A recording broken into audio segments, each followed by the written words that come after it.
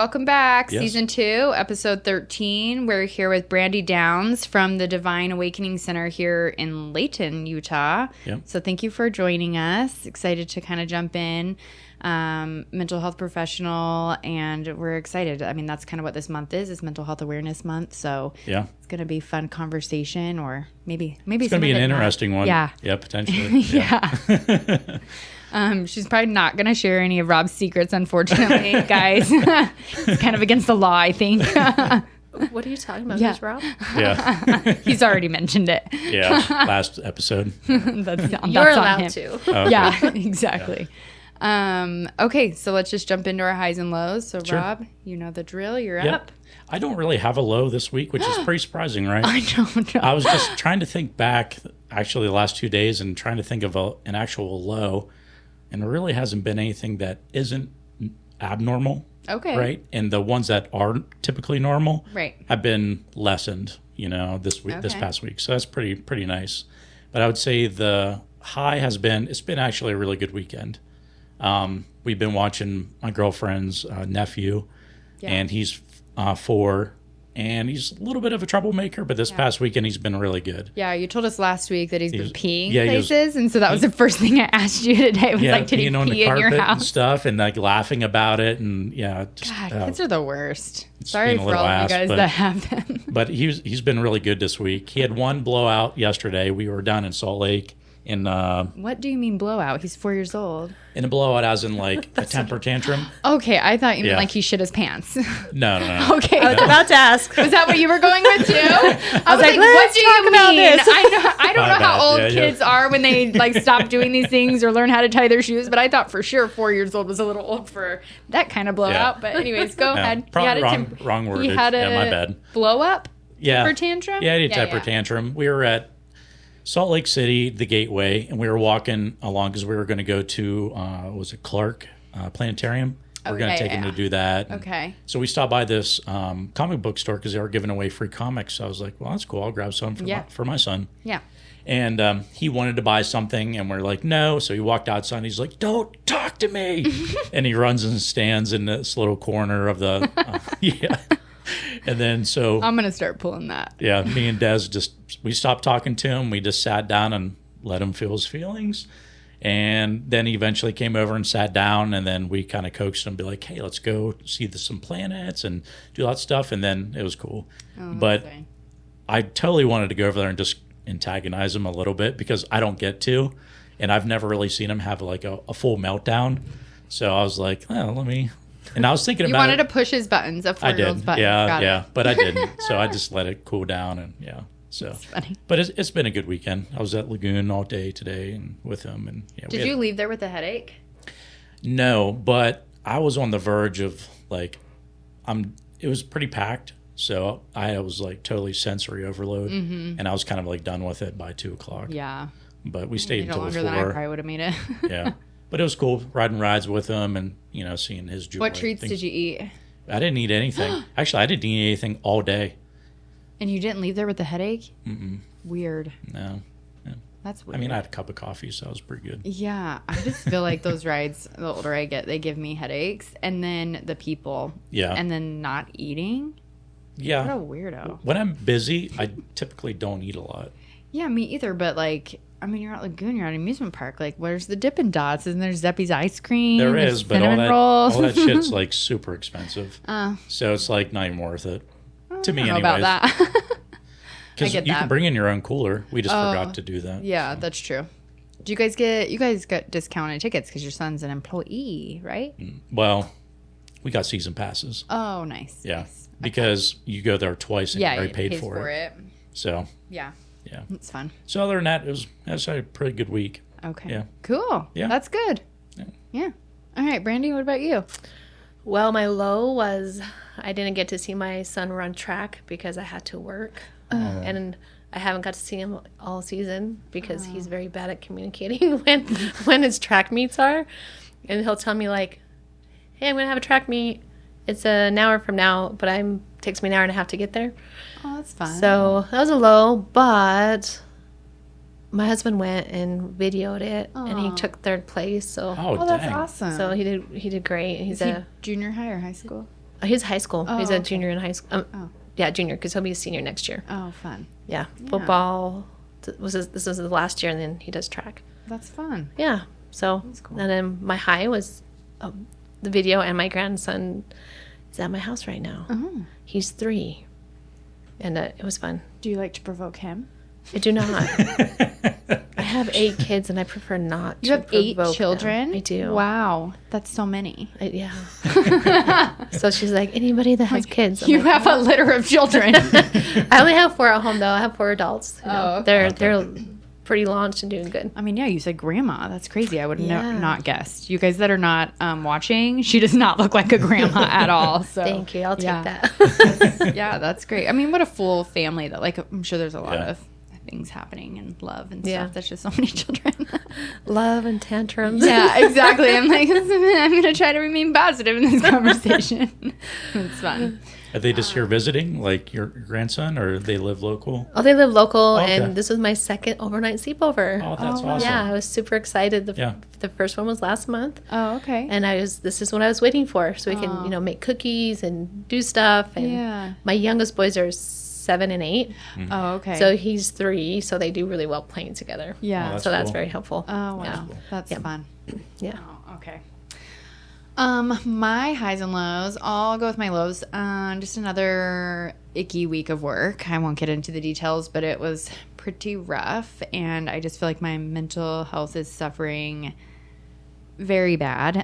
So I made a couple of appointments with doctors this week. When you need help, you ask for help, right? So I'm doing that, and I have gotten to the point where I feel like I am a crazy person because I think there's a ghost in my house or a human living somewhere in this home with me. So, but I have looked and everywhere but the attic. So unless they are in the attic, I don't think there's anybody living here. But there's some weird things happening in my house, and it's freaking me out a little bit. But it's probably honestly what it is. And I set up cameras so I could see this happening. But I think it's my lack of sleep, and I think I'm doing these things and either sleepwalking or not remembering them because I'm so stressed and overwhelmed and just burnt out and don't have any sleep.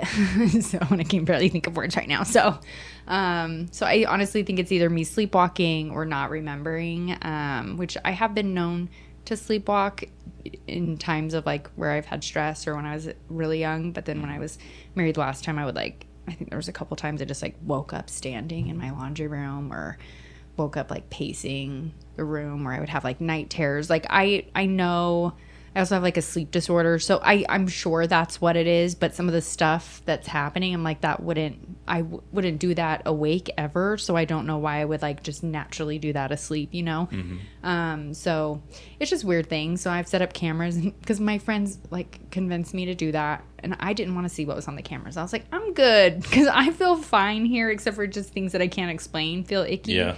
But I'm like, I don't want to see what. Yeah, you don't want that validation if it's something beyond, you're just sleepwalking. Right? Yeah. Why not? I don't know. That sounds fun to me. You want to live here? Just kidding.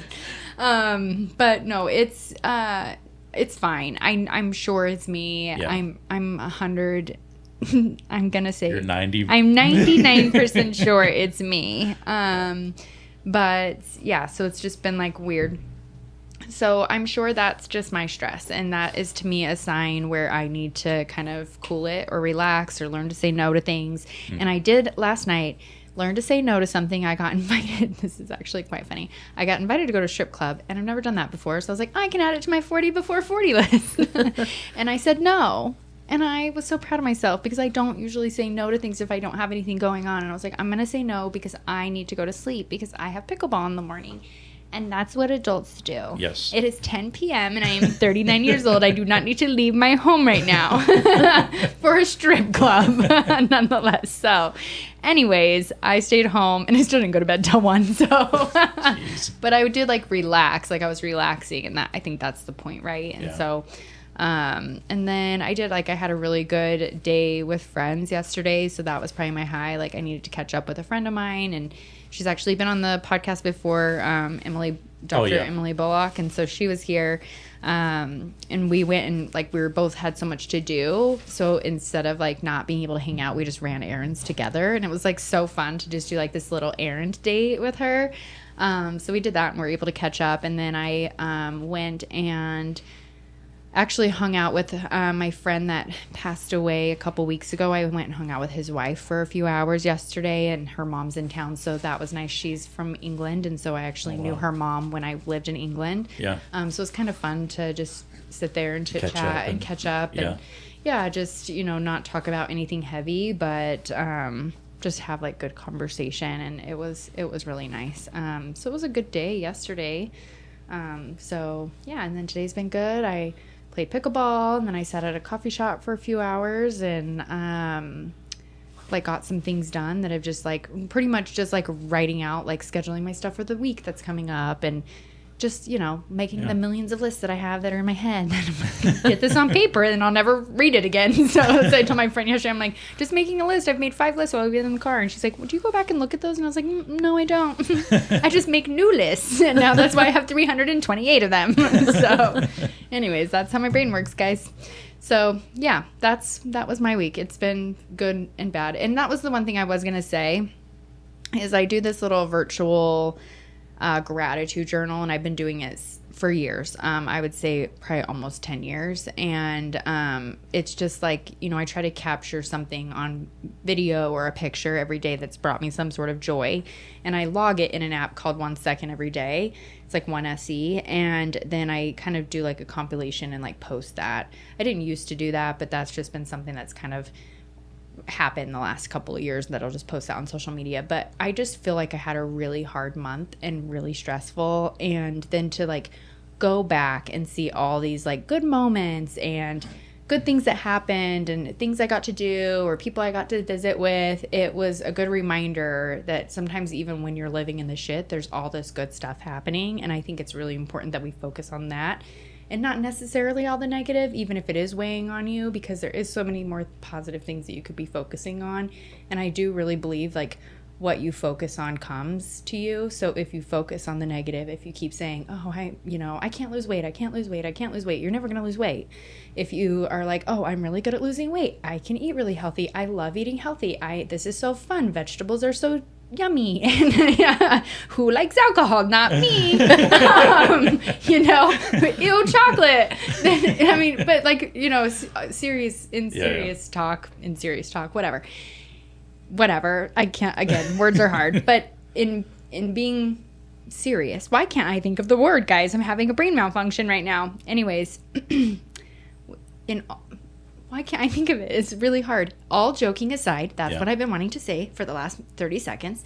All joking aside, I really do think there's a lot to that, is that, what you speak into the universe, what you put out there is going to come back to you. So don't speak negatively. Don't focus on the negative. And this is obviously me just telling all of you guys, like, I need to walk the talk is what I need to do, because otherwise I'm going to go into May with a shitty month again. So, and then I'll be having this conversation with you guys again on June 3rd. So anyways, it was like a it was a good like slap across the face, I guess, is what I needed yesterday when I was like putting together that video. I was like, oh my gosh, April actually was really good. So stop. Like, I went to St. George and had a great fun girls weekend with Bonnie, and we got to play in a tournament, and we didn't win, but we had so much fun. And just like all these, I got to experiment with sourdough and all this fun stuff. And then I'm just like, oh no, I hate my job and it consumes me. It's just like, shut the fuck up.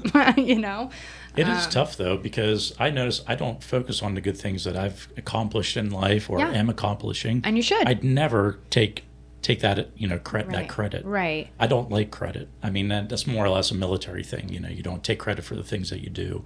You just help build other people up. Yeah. And glad that they're getting the credit. Right. But, yeah. Well, there's biology behind it, too, right? So if you wake up every day saying 10 things you're grateful for, and acknowledge what you're grateful for, it changes your brain chemistry. So your neurotransmitters will create pathways of thinking and being that way. And if you focus on the negative, it does the same thing. Yeah. So in essence, you're rewriting your brain. Right. Well, I read a book called Breaking the Habit of Being Yourself by Joe Dispenza. Yep. I feel like you've probably read it, but that's exactly what it speaks to, right? And so I need to probably read it again. I've read it. I feel like I've listened to it is what I should say. I've listened to it. Does that help with back pain when you get up out of bed and you're like, ugh, and be like, no, there is no back pain. Well, there is no spoon. Yeah. Quit being a bitch, Rob. Lock in.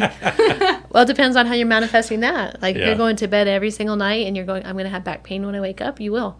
Well, I don't tell myself that. I just know it. Right, exactly. the That's same you thing. telling yourself. So what it is your conscious telling your subconscious Yeah. what to feed it during the night. So when you wake up, it lives it. Because according to some spiritual mythology, Neville Goddard, whatever you tell your subconscious is what will be created in the night ether, because it nurtures your conscious. So if you go to bed saying, I hate my job, I'm miserable, I'm this, I'm that, then your subconscious is like, okay, so this is what you want to have. And if you believe in spiritual guides, and if you don't, it's okay too. Then they help make that true, because they're here to serve you on your path here on earth. So if you go to bed going, I'm getting a yes to my job tomorrow, I'm seeing the phone call, I'm feeling the yes, I'm jumping up and down, and you do that every night until you get that phone call, whether it's that company or a different one, you will get that yes, because your subconscious is nurturing what you really want. Yeah. Right? So this has to do with biology. As far as biology, you're feeding your body what you need, but you're also sending it to the multidimensional layers that exist around us. Yes. I'm Right? so happy you're here. I know Rob is cringing right now, but I I'm trying love to put it this. in a logical. That is logic. Well, everyone tries to make you linear, but we're not Yeah. linear beings. We're multidimensional beings, right? So if you look at it from a physical way, right? There's I forgot the name, but it's Messages from Water, where this doctor does 20 plus years of research where he speaks to water. And there's this one very popular experiment where he takes 3 cups of water in a glass jar, and he puts rice and then water, and he puts one that says ignore, one that says I love you, and one that says I hate you. So I did this with my kids. We had 3 jars put on, so I told them, the one that says I hate you, you're going to walk by it every day, and you're going to say, I hate you, I can't stand you, and then you're going to ignore this one, and then this one you're going to pick up and you're going to love. And one of my daughters, I have 5 boys and 3 girls. One of my daughters had a very hard time saying I hate you to the one that says I hate you. But we did it for 2 months. And the one that was ignored dried up completely. There was no water in it. The rice was dry. And the one that was I love you was clear as I'm getting as the day. chills. I'm going to try this. And then the other one that I hate you was like a murky brown color. So what he states is, through his research, we are made up of 75 to 80%, it keeps changing, but of water. Mm-hmm. So if you tell your cellular system that I'm not enough, I'm not good, I'm sick, my back hurts, my hip hurts, this hurts, then it's listening to your response. And so I actually did this for myself. I had, after having some kiddos, I have a lot of kids. Yeah. So Sorry. So You do. I do. I have a lot of kids. So after birthing I birthed 5 kids, and I have adopted a couple, and I have 1 stepdaughter. And my hip was hurting so bad I couldn't even sit how I'm sitting for years, like 3 years. Oh, wow. And then I went to this training, and I go to the Modern Mystery School. Yeah, and there's doctors that actually teach these classes, like biologists and doctors, and the same concept came up. And I was like, and they tell you that your bones regenerate themselves every 2 years. Like, it's a biological truth. Interesting. Right? So then I was like, oh. And your whole body, I think it's 7 or 9 years where it changes. So I go to bed every night and I say, I look like I'm 32. But my mind is 45. But I also go through my whole body and I say, okay, I have 2 years then. This was 3 years ago. I'm like, okay, I have 2 years to heal my hip. So every night I imagine, you have to know the biology, right? So my bones density strong, my cartilage between each bone healthy and thick, because with arthritis, the cartilage is kind of going away, so then goes bone on bone. So I've done it every year, and I still do it. It's been 3 years, and I still, every night, I imagine I'm healthy, and but I have no hip problems. Like, they're gone. That is wild. I'm trying the rice thing though, for sure. Like you're telling me, like you have nothing to lose. Well, exactly. Yeah. So, and I can't wait to like report back. So 2 months. yeah, I think Is there like a if you go on certain YouTube, amount? Okay. if you go on YouTube, it's just those little mason jars. Yeah. Like you fill it half with white rice, and then fill the water to match the rest, so it's halfway a month. Yeah, yeah. But if you go to YouTube and look up the message from the water, the white rice experiment, you'll see videos on it. Okay. And then do it yourself and Yeah. report back. But he did tons. He even did it with music. Like he would put music with water, and if it was like classical music, it would take it looks like snowflakes. Classical music would make the snowflake blossom. But if it was like hardcore negative music, it would actually deform. Don't look at me like that. It would deform the cells. So it's just, this is science too, right? Because so many people talk all this woohoo stuff, but I'm Do they have very Taylor balanced. Swift I don't talking think to the so. water? We'll see. We should see what that does. Yeah. But he done like 20 plus years of research on it. And I even have the book, and I read it to my kids because it's important for that self-talk, right? Yeah. And I mean, here, if you want to experiment, just tell yourself you're sick for like a couple days and see what happens. Yeah. Calling sick to work, guys, guaranteed going to be sick. Right, like That's why I don't, if I'm not already sick, I'm like, Right. I'm not risking that. Right. So you just, I mean, if you do that experiment on yourself, say, I'm sick, you will get sick. I have a headache, And even with messages from the body, you guys have heard of that, or the body keeps score. I've heard the body keeps a score, yeah. Right. Like if you go the opposite, like when we hold on to stress, we're storing it in our bodies. That's why we have stress headaches. That's why we have, if you're financially burdened, you have lower back pain, or knee problems. So yes, there's physical components. You can physically hurt yourself and then have to repair. But there's also a lot of it that's more emotional, right? And what we often miss in therapy, this is naturally coming in, is merging the two, the physical and the spiritualness of whatever spiritualness means to you, right? It could just mean the air in which you are here, because without it, you would not be here. Right.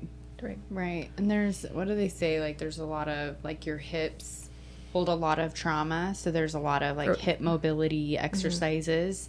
And then like a lot of, I mean, I think that's why a lot of people, I've been in yoga classes where it's like a yin yoga, like a slow moving yoga class, and people just break down. Yeah. And we're like breathwork classes, and people just break down. And it's because you are just like, your body is releasing some of those things. It's very interesting.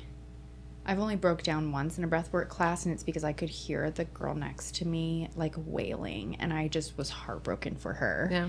And I was like, you bitch, now I couldn't even figure out anything that I was doing in this class. You owe me $60.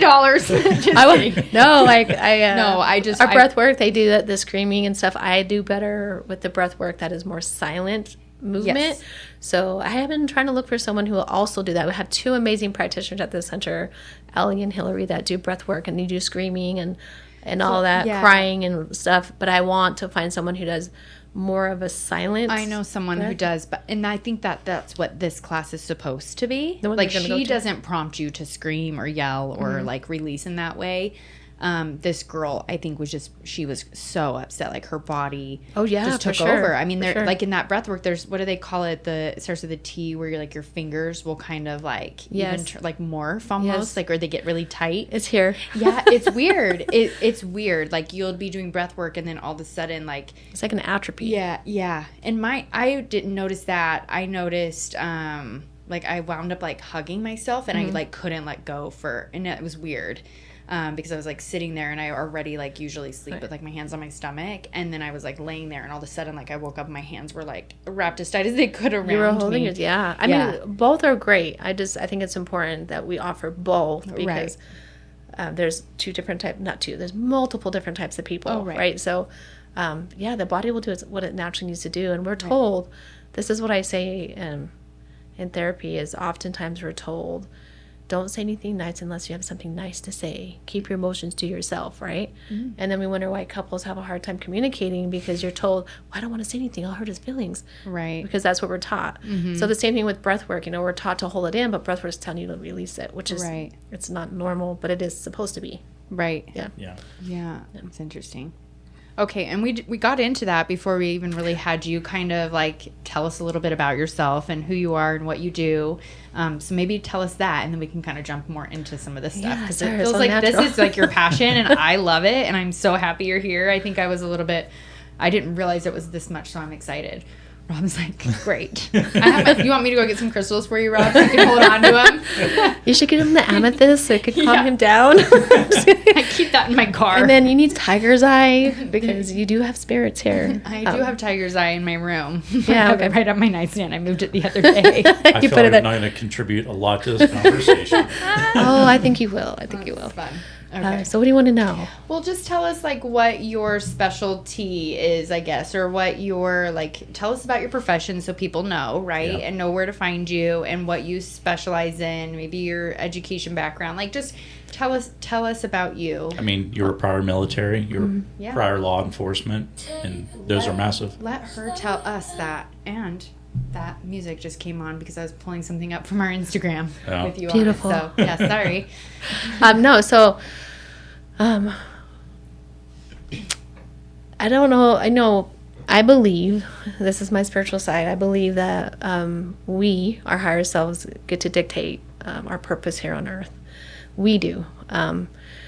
I do think we have to have it approved. That's a long story. but with that being said, I think there's certain things in our life that are written by us that we must experience along with our purpose. So the reason I'm saying that is because when I was younger, nothing was planned. The military, law enforcement, nothing was planned. So I thought, right? I just remember I worked at Home Depot. I was there for 9 years. I was a manager. I started dating this guy. And he was very aggressive and violent, kidnapped me, and then talked about he wanted to murder me. So I ran away and joined the military. Oh my God. That's why I joined the military, was to escape and be protected. Yeah. And then I ended up being activated for about 6 years in the military after 9/11, because it was right around that time. And then I stayed as a reserve for 20 years, and I was an IMA, which means you're assigned to an active duty unit the whole time. So didn't really work with the reserve. Oh. Yeah, so it's like I was active duty, activated during 9/11 and that time frame, and then active orders. Yeah, I was on active orders. Yeah. As I still reserve on active orders for total 5 to 6 years. And then I was in California for 4 of those years, and then I got transferred to Hill Air Force Base, and I was there, I think 9 years. Were you like in an art? Yeah. Is that what it was? Okay, yeah. Like Air Reserve. IMA, yeah. Well, okay. No, because this IMA was kind of like that, but a little bit different. Okay. But yeah, similar. Okay. And then so I was at Hill Air Force Base, and I was just bored, and I was getting my master's in psychology. And I was studying clinical. You were bored during that time? So I was bored. I know. You were bored and then decided to do that, or you were bored while getting I was, yeah. So I can still, as I'm telling you, know exactly where I was sitting at Hill Air Force Base, what was going on in my thought. I was in my master's program for clinical psychology, studying violent and sexual offenders, serial killers, their behaviors, why they do what they do. I really wanted to understand the dark, because how can we use the light if we don't understand the dark? Yeah, right? Interesting. So I knew there was things missing in the textbooks, and that's when I was like, I need to become a cop, because I wanted to be on the field working, and everything I learned is not textbook, right? And though some of my master's dissertation was on violent sex offenders and their serial killers and their behavior, and I love the root, finding the root. You know, people are like, oh no. I'm like, there's always a root. There's always a beginning. Yeah. Right? And so I went to law enforcement, and I would help homicide and special victims units, and I just learned about people's behaviors and a lot of whys. And, you know, I believe we're multidimensional beings, and there's not really a single reason why certain people do, but there's commonalities or themes. Right? And so I always loved serving people.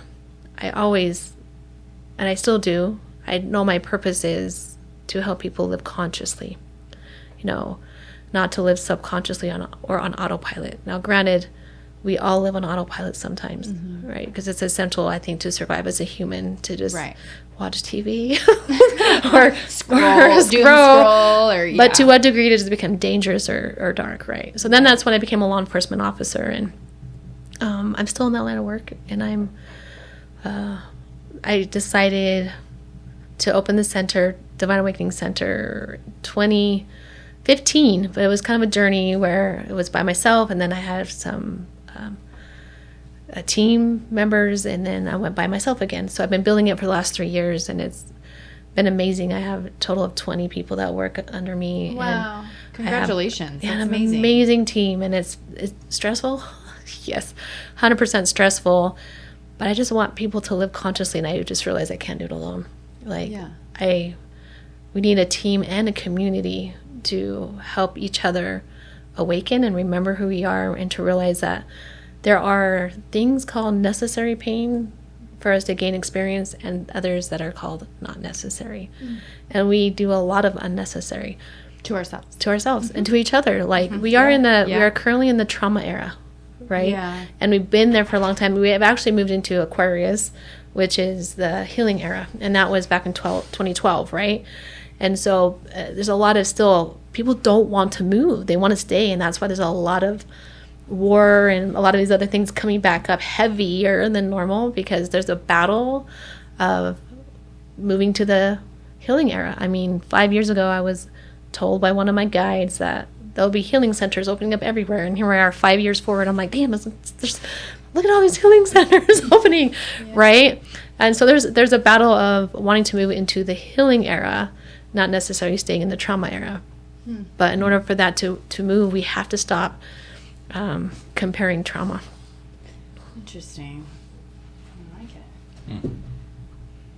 It's really interesting that all brought you to where you are, like with like a PhD in psychology, right? And then you were a cop. Were you a cop in the military or? No. So in the military, I was a air transporter. I just loaded aircraft and drove machinery. Super fun. I like to do stuff different. That sounds exhilarating. Yeah, and then there's just like, it's just fun. Just work on the flight line, nothing crazy. Yeah. And then it's just like if you go to the airport and the baggage people. And so I did all that stuff, passenger service. And I loaded the airplanes. Like an LRS or something? Yeah, okay. 75th LRS was and I retired out of Kirkland Air Force Base in New Mexico, and I was there for like 10 years. Oh, wow. So you've kind of been all over. And then that drew you back here, and then you're here doing Divine Awakening. Yeah, I love that. Yeah, what got me back here is I got orders out here, but I was I got divorced, and then came back out here and had my 2 kids, and then got married and had 2 more kids, and then I'm on my 3rd marriage, and it's amazing. You know? See, it can happen for me too. Yeah. It can happen because you just don't know where you are, and that's another thing is if we realize we're multidimensional beings and we're humans here to have a human experience, I think how we look at marriage and how we look at things would shift dramatically, and a lot of pain would end because there's chapters, there's stories. We're here to learn, and we're so judgmental that it actually creates more trauma. Right. There's not this compassion going, oh, what, are you telling me you've never been on Earth before, and this is your first experience, and you tried that and you didn't like it? Or you were married and it was great until all of a sudden it wasn't because maybe your purpose together is gone. And, or you grew and you grew apart, or because so many different things can happen. I can tell you a whole another thing. Well, especially like what you said, like your body's changing every how many years, and so then your mind is shifting too with that. And then it's supposed to. You're supposed to have those shifts, and it's probably not always happening the same as your partners, or right. And then so there's let me back up just a little bit. So after I joined the law enforcement, it was Salt Lake City PD that I was working at for 14 years, and then now I work somewhere else. But I loved it. It was a great agency when I was there. I mean, yes, there's problems everywhere, but I learned a lot. And then when I was there, I wanted to learn more about systems. So my clinical degree taught me about human behavior, like psychoses and developmental disorders and psychoses, right? Mm-hmm. And then I went and got my marriage family therapy degree. That's more about systems. It's about how we as a system are messing each other up, and why it's important to come together as a system. And that's when I got my 2nd degree in therapy, and then my doctorates. so that I can build a strong, hopefully, community and center. Yeah. Right. Interesting. And so earlier, actually, that answers a question, because you had said you still kind of are in that field, but then you started talking about Divine Awakening Center, and so I assumed like that's what you meant by that, was that in the field of helping people, but you're still in the police field. Mm-hmm. Okay. I'm in both, yeah. So I have a full-time job. Yeah. Working for the state of Utah. Oh, okay. And I love it. I know a lot of people don't like to share that, but where 20 people are under you. Yeah. Wow. Two full-time jobs, and wow. But I feel like a mom of 8, but only 4 in the home now. But the other 4, it's not like they don't need you, right? Only 4 in the home. Steven is a lot for me, you guys. I can't imagine. They're just amazing. Like, just, yes, being a parent is one of the hardest things. I mean, I can't speak for anyone's experience, but it can be one of the hardest but rewarding things, because you have to fight for your child. Yeah. You have, and you should be that's the something. number one advocate.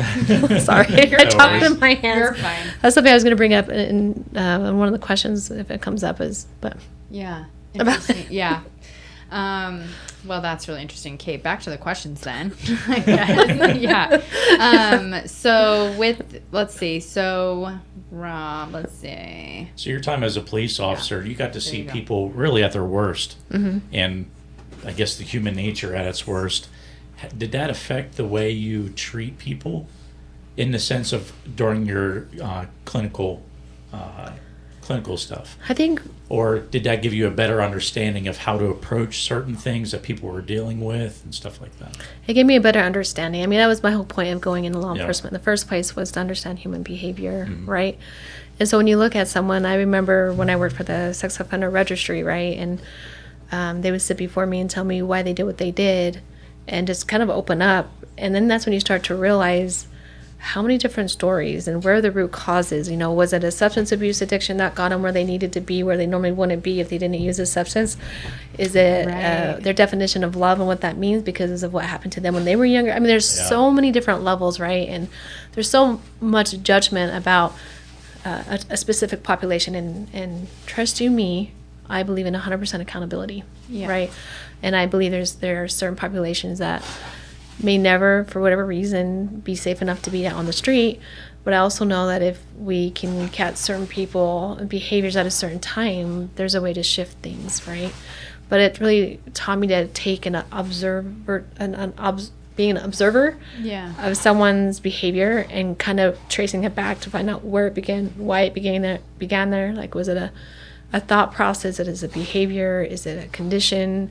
Or something that was conditioned? And I think you have to look. I mean, there's so many theories, right, when it comes to psychology or philosophy or sociology, that oftentimes there's intertwining of all of them, right? So if you look at it and go, okay, here's the big picture, here's why, this is what we can do. And that's why I like doing trauma therapy. I like doing ART, which is accelerated resolution therapy, a form of EMDR, and parts work, because there's so many different parts of us. Like, you have a part that hates your job, right? But there's this other part of you that says, okay, what are we going to do about it? All right. All right, let's get done with this. You know, and we have survivor parts, and we have needy parts, right? And we have tantrum parts, right? We have these different parts of us. 100%. And it's just like that movie, Inside Out. Yes, with all the emotions. I love that movie. It's like parts work, right? And then if we acknowledge these different parts, you can have someone who committed an erroneous crime, and you can look at this part of them that committed it is dangerous and should not be out, right? And then you can look at this other part where they're talking, you know, kindness and this, that, and the other, and like, that's also true, right? But this part, if not healed, can't be out in the community, right? You know? Well, I think I've said that. There's so many times when, like, I'll be frustrated with somebody, but you still love them, right? And I'm like, those things can be true at the same time. I can be frustrated and still respect somebody. I can be frustrated and still love them. I can be frustrated and still work with them. You know what I mean? And so it's like those things can happen simultaneously. You can have all these different feelings at the same time. Yep. It doesn't make one more than the other, or, you know what I mean? It doesn't diminish it. In some cases. I guess a question, so when it comes to like criminals and stuff like that, and finding out the psychology of it, what is that supposed to do, I guess, when it comes to sentencing and stuff like that? Is that in the future, would that stuff be taken into account? Well, if they do, like, so I worked at the prison for a short time, like 3 months, I think. And then in their sex offender registry program. And I was a supervisor over there. And, you know, how I look at something is, okay, let me look at this big picture here. What does this person need? What do we need to address? And it's not like, okay, this CBT is going to fix this, and this solution-focused therapy is going to fix it, or even ART is just going to fix it. What does the R stand for? Because it was resolution therapy. Yeah. Or EMDR. If you're a multidimensional being, and we all are, you have to look at the person in front of you. And I don't know if the system has enough resources to get someone through the system to get that answer, right? Because out of the population, there's going to be some that are just you would really never want to let out. I'm sorry. You go to prison, you're like, what? Yeah. They shouldn't be, because that mindset, they're so ingrained in that behavior and the predatory mindset that is just really is dangerous, right? Right. And that's the thing with humans. Humans really are compassionate. So much so I always talk about the middle pillar, right? There's this middle pillar that we all should have, and then we have the two extremes.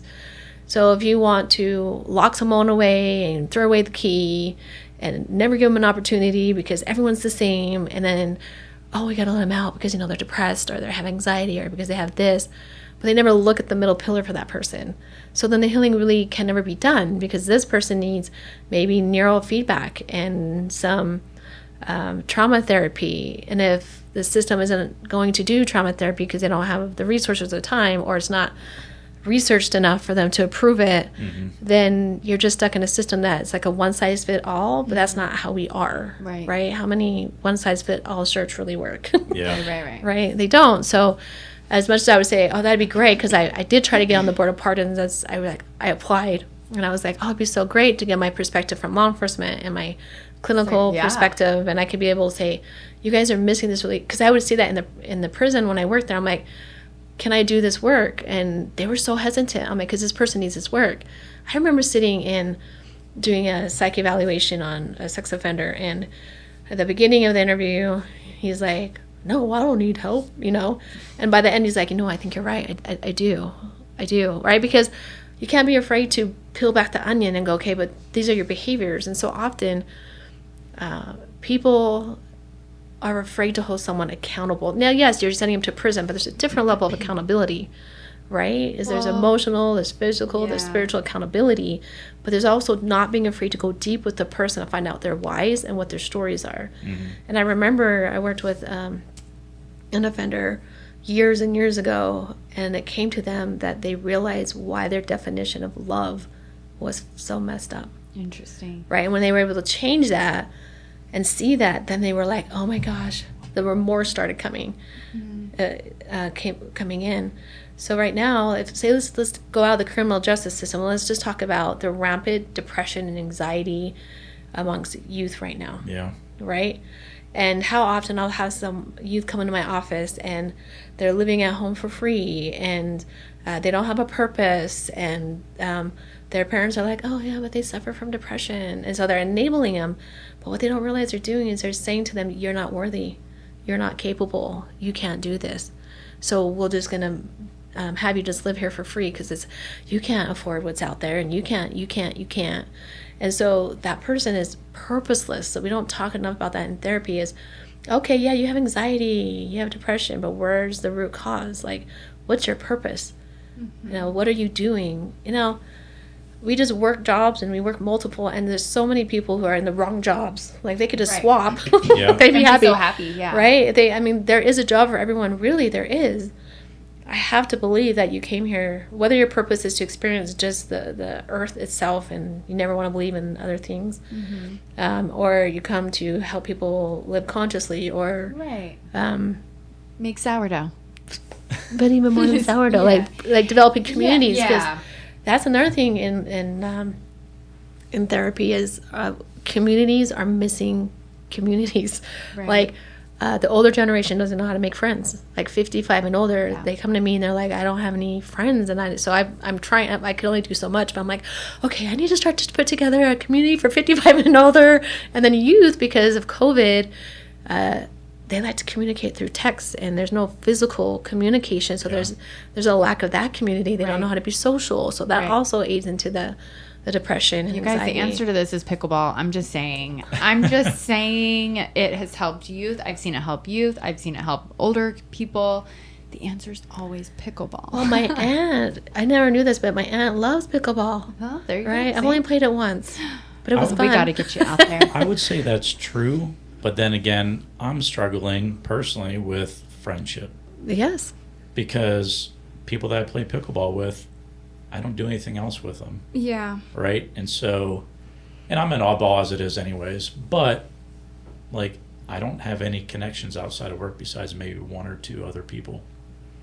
But pickleball, I have that massive community that I consider friends, but it's more or less like... You've got a lot going on outside of that, though. Like, I think you need to give yourself more credit. I mean, you have a clothing business. You're working a podcast. You have community. You're not leaning into it. Steven is driving me crazy, you guys. He's on it. He's on a tear today. He's driving me crazy. I'm so sorry, Brandee. It's okay. Just let's say everybody ignores I'm Stevie. doing all these things, but then again, I'm not. With friends, like I don't have a community outside of that. But let me ask you a challenging question: Am I putting in the effort? No. Well, here's the thing with that, though, as a lot of adults. You did invite me over for dinner. I did. You shot me down. So you can see my friends. I'm trying to say no more. It's hard for adults to know how to find friendship, right? Because there's a balance between. I mean, I have friends, and they'll be like, "Hey, Brandee, can you do this?" I'm like, "I'm sorry, I can't."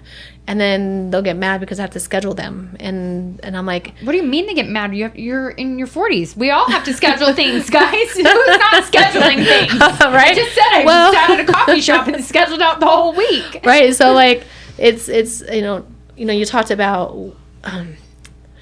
There's multiple paths of progression that we all had to go through. Well, we all had to progress, right? But there's different levels of progression. And we can see this from a developmental perspective, to keep it simple. I tell my kids, I have a 17-year-old who just turned 17 and a 16-year-old who just turned 16. So they're 2 years and 2 days apart, right? Oh, wow. And I said, how does it feel to be 17? How does it feel to be 16? And their both answer was, it feels the same. I said, well, does it feel the same from when you were 14? They're like, well, no. Right? So if you think about just the development of stages, it's that's normal biological. We go through stages of development, and in our mid-40s, we start to go towards the life reviews, right? And 50, now we're living to like 90, but we start going through life reviews, and then we start questioning our friendships and our resentments. So those are stages of progression. But on another level, there's experiences, energetic experiences that we need to have as a spiritual being, having a human experience that we must go through as well. And if we don't, people get stuck. And if I'm sure you heard it, you start to, you know to the core if you're stuck. How? You'll say it. I feel stuck. I'm not happy at work. I don't know what it is. I feel like I'm missing something. To the core there's something. And then people will say, and opinions can be inspiring, but most of the time they're very hurtful for progression, right? And so, well, you have a really good job. You should probably keep it for security. Oh, you da-da-da-does, Yes. And then it makes you question, well, maybe I should just be happy with what I have, because, we should be grateful for what we have. And then we realize that if I use this like picture of a ladder that's not here. We can visualize it. Visualize this ladder. Visualizing a ladder, guys. So then you get stuck, right? And anytime you get ready to progress, anytime, you always will feel chaos, fear. In Kabbalah, it's called the abyss, right? And the abyss, you have to face your fears. And we do that throughout life. The goal is, though, we don't stay stuck here in this lower vibration, stuck in fear, because we never took a risk or a chance to move up. We hope that here we made it up, and we have more experience to go back and go, no, I know what this feeling is. I know I'm scared. What am I scared of? And then you can ask the whys, and oh no, this is going to be worth the risk. And okay, they want me to be secure because of their fears, but what do I want? Right. If I'm feeling stuck because I know there's more, then there has to be more. Right. Right. And then this is where depression comes in for a lot of adults. Like, what's my purpose of living if I had to stay at the same job for 40 years. Some people love their jobs and they want to stay there for 40 years. I love both my jobs. I would like to stay there for a very long time, right? 40 more years. No, 40 more years. No, I mean, law enforcement, maybe 5 more years until I hit retirement. Yeah. And then, And then, I would love the center to stay open until I die. Yeah. You know what I mean? You're doing good work. Yeah. But if we don't stop and ask ourselves and empty our cup and look at our life and go, what else can there be? We'll always repeat in cycles. And we see that with people, that they're miserable and they do nothing about it. Well, yeah, because we're told, right? Like society tells us you graduate high school, you go to college, or you get a job, and you get a job and you have to move up and you have to move up and you have to move up. You need to be promoted. You want to aspire to be something better and greater and do more and do more and do more and work and work and work and work. And I need you to teach me how to manifest a rich husband, okay? Because I'm tired. I'm tired. But just think about how that would be if you had a good partnership. So, I mean, a partnership with your husband and you manifest together. Yes. I was just having this conversation with my friend yesterday because she's feeling the burnout too, right? Mm-hmm. And she's a single mom, owns a business, is doing all these things. And I had talked to my therapist about this a couple weeks ago. I'm like, how are people doing it? And he's like, what? And I said, how are people waking up and they have a morning routine and they're working out and they're going to their job and they're being successful and they're making money and they're getting promotions and they're coming home and they're making dinner and they're working out again and they're drinking all their water and they're having all their vitamins and then they're like having a great social life and they have a great marriage and they have how are people doing it? People aren't doing it, guys. People are not doing it alone. They're doing it with the help of somebody else. And this is what I just told my friend. I said, that's the difference, is we have to learn that asking for help is not a bad thing. Leaning on your community is a good thing. It's a positive thing because nobody can do this alone. Right. And it doesn't make you less than or a piece of shit because you can't. But that's so hard because Rob told me before you got here, you're too hard on yourself, which I've heard a ton of lately. And I didn't really think that. I just thought I'm just the same because I'm doing what society tells me to do. I graduated. I graduated high school, went to college, then got my master's, have a full-time job. I had multiple jobs I've tried hard in marriage. I tried to be the best wife I could. You do all these things and it didn't work still. Well, it still didn't work. And here I am. Well, talking a million miles per hour on this podcast. Yeah. Well, as you're talking, of course, my brain's going, okay, let's talk about all these little things. But I think most people are missing partnership. Yes. And because we're dealing with a lot of opinions that interfere with what that might be. Right. To include accountability and people losing their purpose. Right? Actually, research shows, even couples that are healthy, supposedly, women, right? The woman will work 30 hours more a week than the man because she's doing the housework, the laundry, and cooking, if we really want partnership to come into fruition, we have to let go of opinions and break it down, right? And even then, it's these integrated, probably genetically handed down, lineage handed down belief systems, right? Mm-hmm. And another thing that's hard is you, in order to progress with a person, gosh, there's a couple things coming up for me for you. Yes. Number one is schedule another meeting. Number one, but for people generally, is number one is you have to be on the same page. Mm-hmm. But you also have to understand that even if you're on the same page for the first 5 to 10 years, something could change because that person's progression might change. And that's why when people say, you should stick it out with someone forever. And I'm like, well, it depends. That's the dark, though, in the sense, because if you really love someone and you're not inspiring them and you're not being the best version of yourself and they're not being the best version of them, and no matter how much you're a good wife or a good husband, there's nothing, then you have to ask, what's my role, and am I lying to myself? Right. Because if we love each other, we can go, wait, if I'm not inspiring you anymore, then maybe you're supposed to be with someone else who will inspire you. In this phase of your life. In this phase of your life. It's not about not loving them or being with them. Right. We use the word love and it turns sideways. Right. They would say to me with my ex-husband, they're like, oh, he's such a great guy and you should be with him and you should stay with him. And I'm like, you guys aren't wrong. He is a good guy. We're not good together anymore. We were together for 12 years. And, I believe in this woohoo stuff, and he does not believe in this woohoo stuff. And because of that, he couldn't support my desires to grow and expand because he couldn't understand it. And there's certain things that he did that I didn't understand. And I left. This would piss him off. I left because I loved him enough to know that I wasn't his person.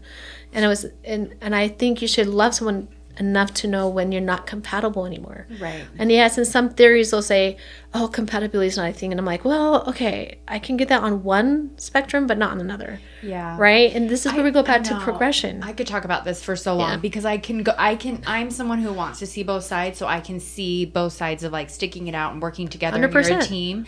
And then I can see this, okay, but like people come into your life for a period of time to help you through and work you through things.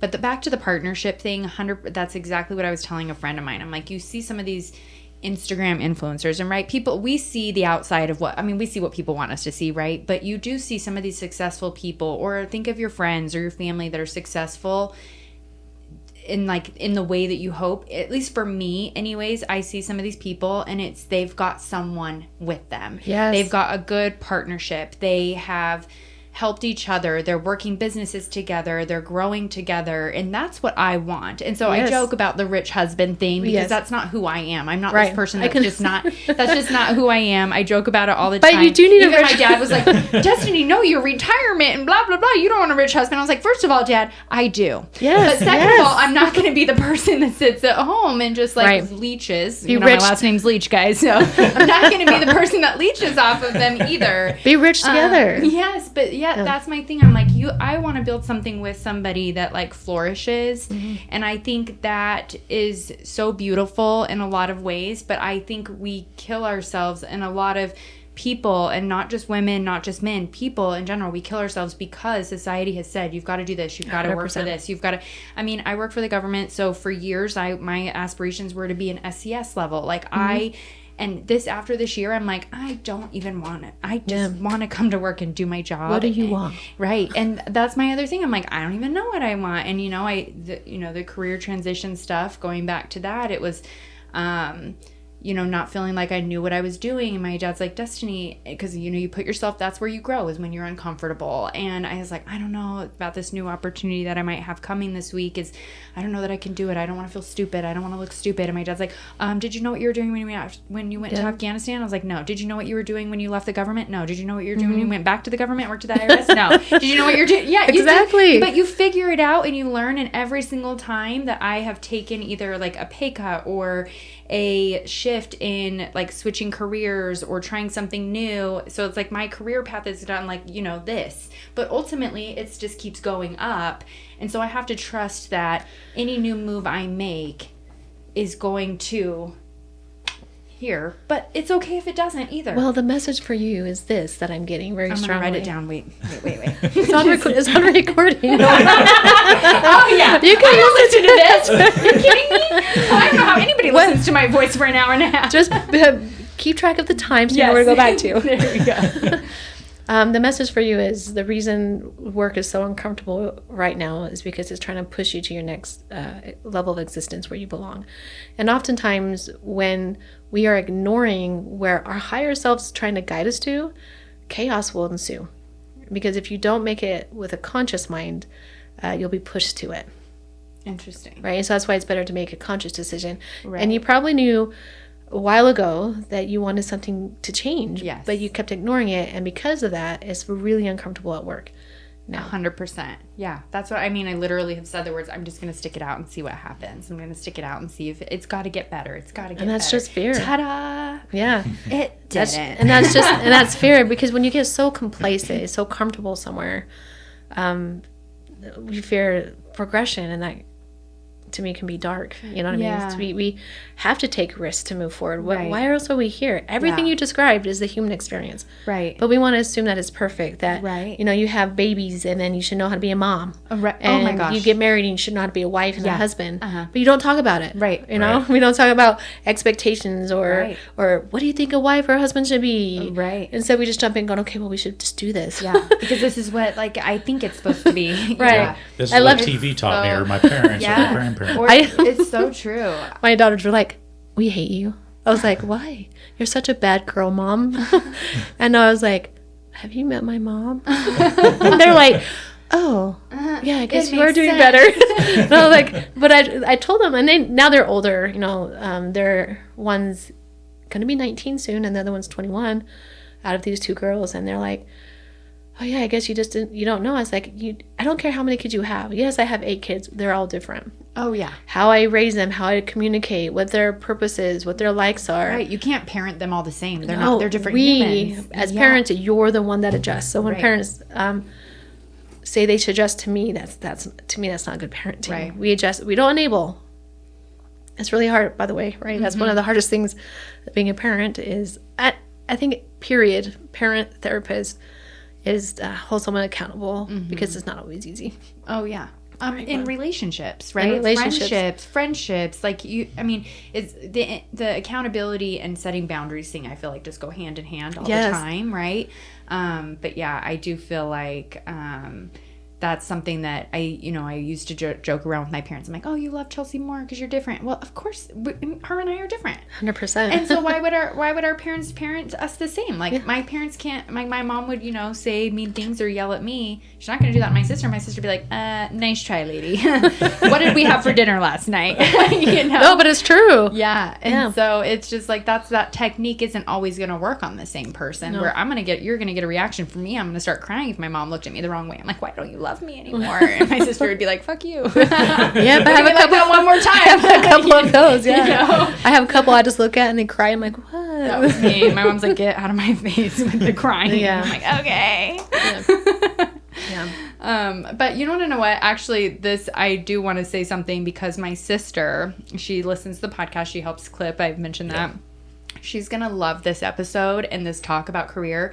My sister, and I'm so, so proud of her. She had a corporate job. She lives in New York City, making very good money, doing all the things that you should, I'm putting your quotes up, guys, should be doing, what we think you should be doing. And she quit.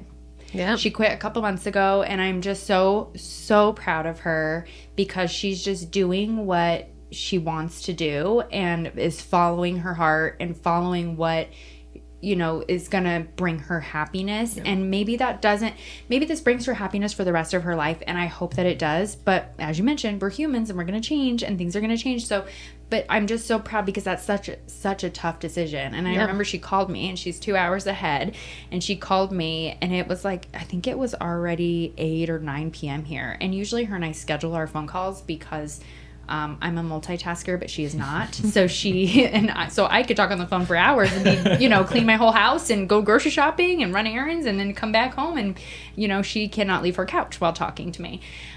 So she calls me and I was like, hello. She's like, hey, what are you doing? I was like, nothing. What are you doing? Like, why the fuck are you calling me? And because I just immediately panic. And she's like, oh, and she just starts asking me some weird question about something. I was like, what's happening? And then she goes, well, the reason I was calling, I was like, here it is. And she's like, I was just calling to tell you I quit my job. And I was like, really? Is everything okay? And she's like, yeah. And I said, well, I'm so proud of you. Like, that's amazing, and I'm so jealous. Well, here's the thing with your sister is I'm getting a message for her that she has a 4-part journey. And I don't know exactly what that means, but there's a 4-part journey for her. So this is one part of her 4-part journey. Chelsea, listen. Right? And so as she journeys into this, other doors will open for her to unfold the other 3 parts to get her to where she needs to be. So even though there's going to be some questioning moments, don't. Chelsea? I just got the chills. Yeah. And I feel like you're coming in a couple of weeks. I think we're going to come see you. I'll get you scheduled in. Yeah. Yeah. I guess another thing when it comes to like financial stuff, that's a big player in these choices, right? If you quit your job and move into another position, that you probably are going to be way happier. You might be taking a pay cut, and those are the tough decisions that people face. Like, right. I'm not happy at my job. Now it's not hard, but I know I'd probably be happier in like personnel management or, something else, maybe training or something like that. Yeah. But I feel that those jobs I might see a pay cut. Yeah. And the comfortability that I have currently with my current job is a tough one to let go. So that's where manifestation would have to come in. Yeah. Right? Mm-hmm. So, I mean, manifestation, it drives me crazy when people are like, yeah, I want $1 million. I'm like, okay, so what are you going to do? He's like, well, nothing. I'm just going to imagine it coming. I'm like, that's not how it works. Yeah. Right? Manifestation, there's multiple layers to what manifestation is. right? And one of them is you have to know what your dream is first, right? You got to know what your dream is. So if your dream is to be in a management position, leadership position, leadership position, at first you have to acknowledge that, right? And then you have to look at, okay, well, what are my thoughts around that are preventing me from wanting it? Oh, I'm not good enough. I might not get paid enough money. Whatever the fears are around it. And then you have to find solutions for those. And once you find solutions, and then you anchor it in, and then you start to dream it. So every night you, let me do this the part I love. So every night you're like, see yourself in a leadership management position, making this much money. Because there's two ways we can go here with this money situation, right? And it is hard. Right now we're in a world where everything's doubled in the last 3 to 4 years by 50% or more, which is insane, right? And we don't talk about it, but groceries, just, you know, potato chips used to be $1.50, now they're $3, which, it doesn't seem big, but it is. Yeah. You know? And then housing market, you know, your house was this much, and now it's 50% more than it was 4 years ago when it should only have a 3% rate. But no one's doing anything about it. So anyways, there's two extremes where you go either one, I have to change my spending, getting to a different house, show me what I need to do to get this job. So if you imagine, okay, I'm in this position, I'm doing what I want to do, this is what happens is when you dream, you go to sleep, your subconscious will work out the details. I call it debugging. So I just wrote a book, The Path to Mastery, and it talks about conscious living, right? And so you imagine something happening. So I warn couples. So you imagine going to sleep and having a healthy, great relationship with your partner. Everything feels really good. You wake up in the morning and you feel it again, and then you get in a fight. But then you realize that the fight isn't needed because it's actually what's preventing, the topic is preventing you from having that good relationship. Oh. And so then you're recognizing that instead of dwelling on, correct. Well, what the heck? I just, tried to manifest this and then something bad happened. Yeah. Okay. Because you're debugging. Okay. Yeah. And that has to be addressed so that you can have that. Yeah. Right. So I do this for the center where I imagine the center getting big, and we have great workers, and we have clients who find us that need us, and debugging will happen. Like they'll be like, oh, something will come up and I'll have to redo my policy or make my policy stronger, and I'll have to do something else or an intake or change the way this is happening. And I could look at it as like, oh my gosh, this is why am I being told not to have the center?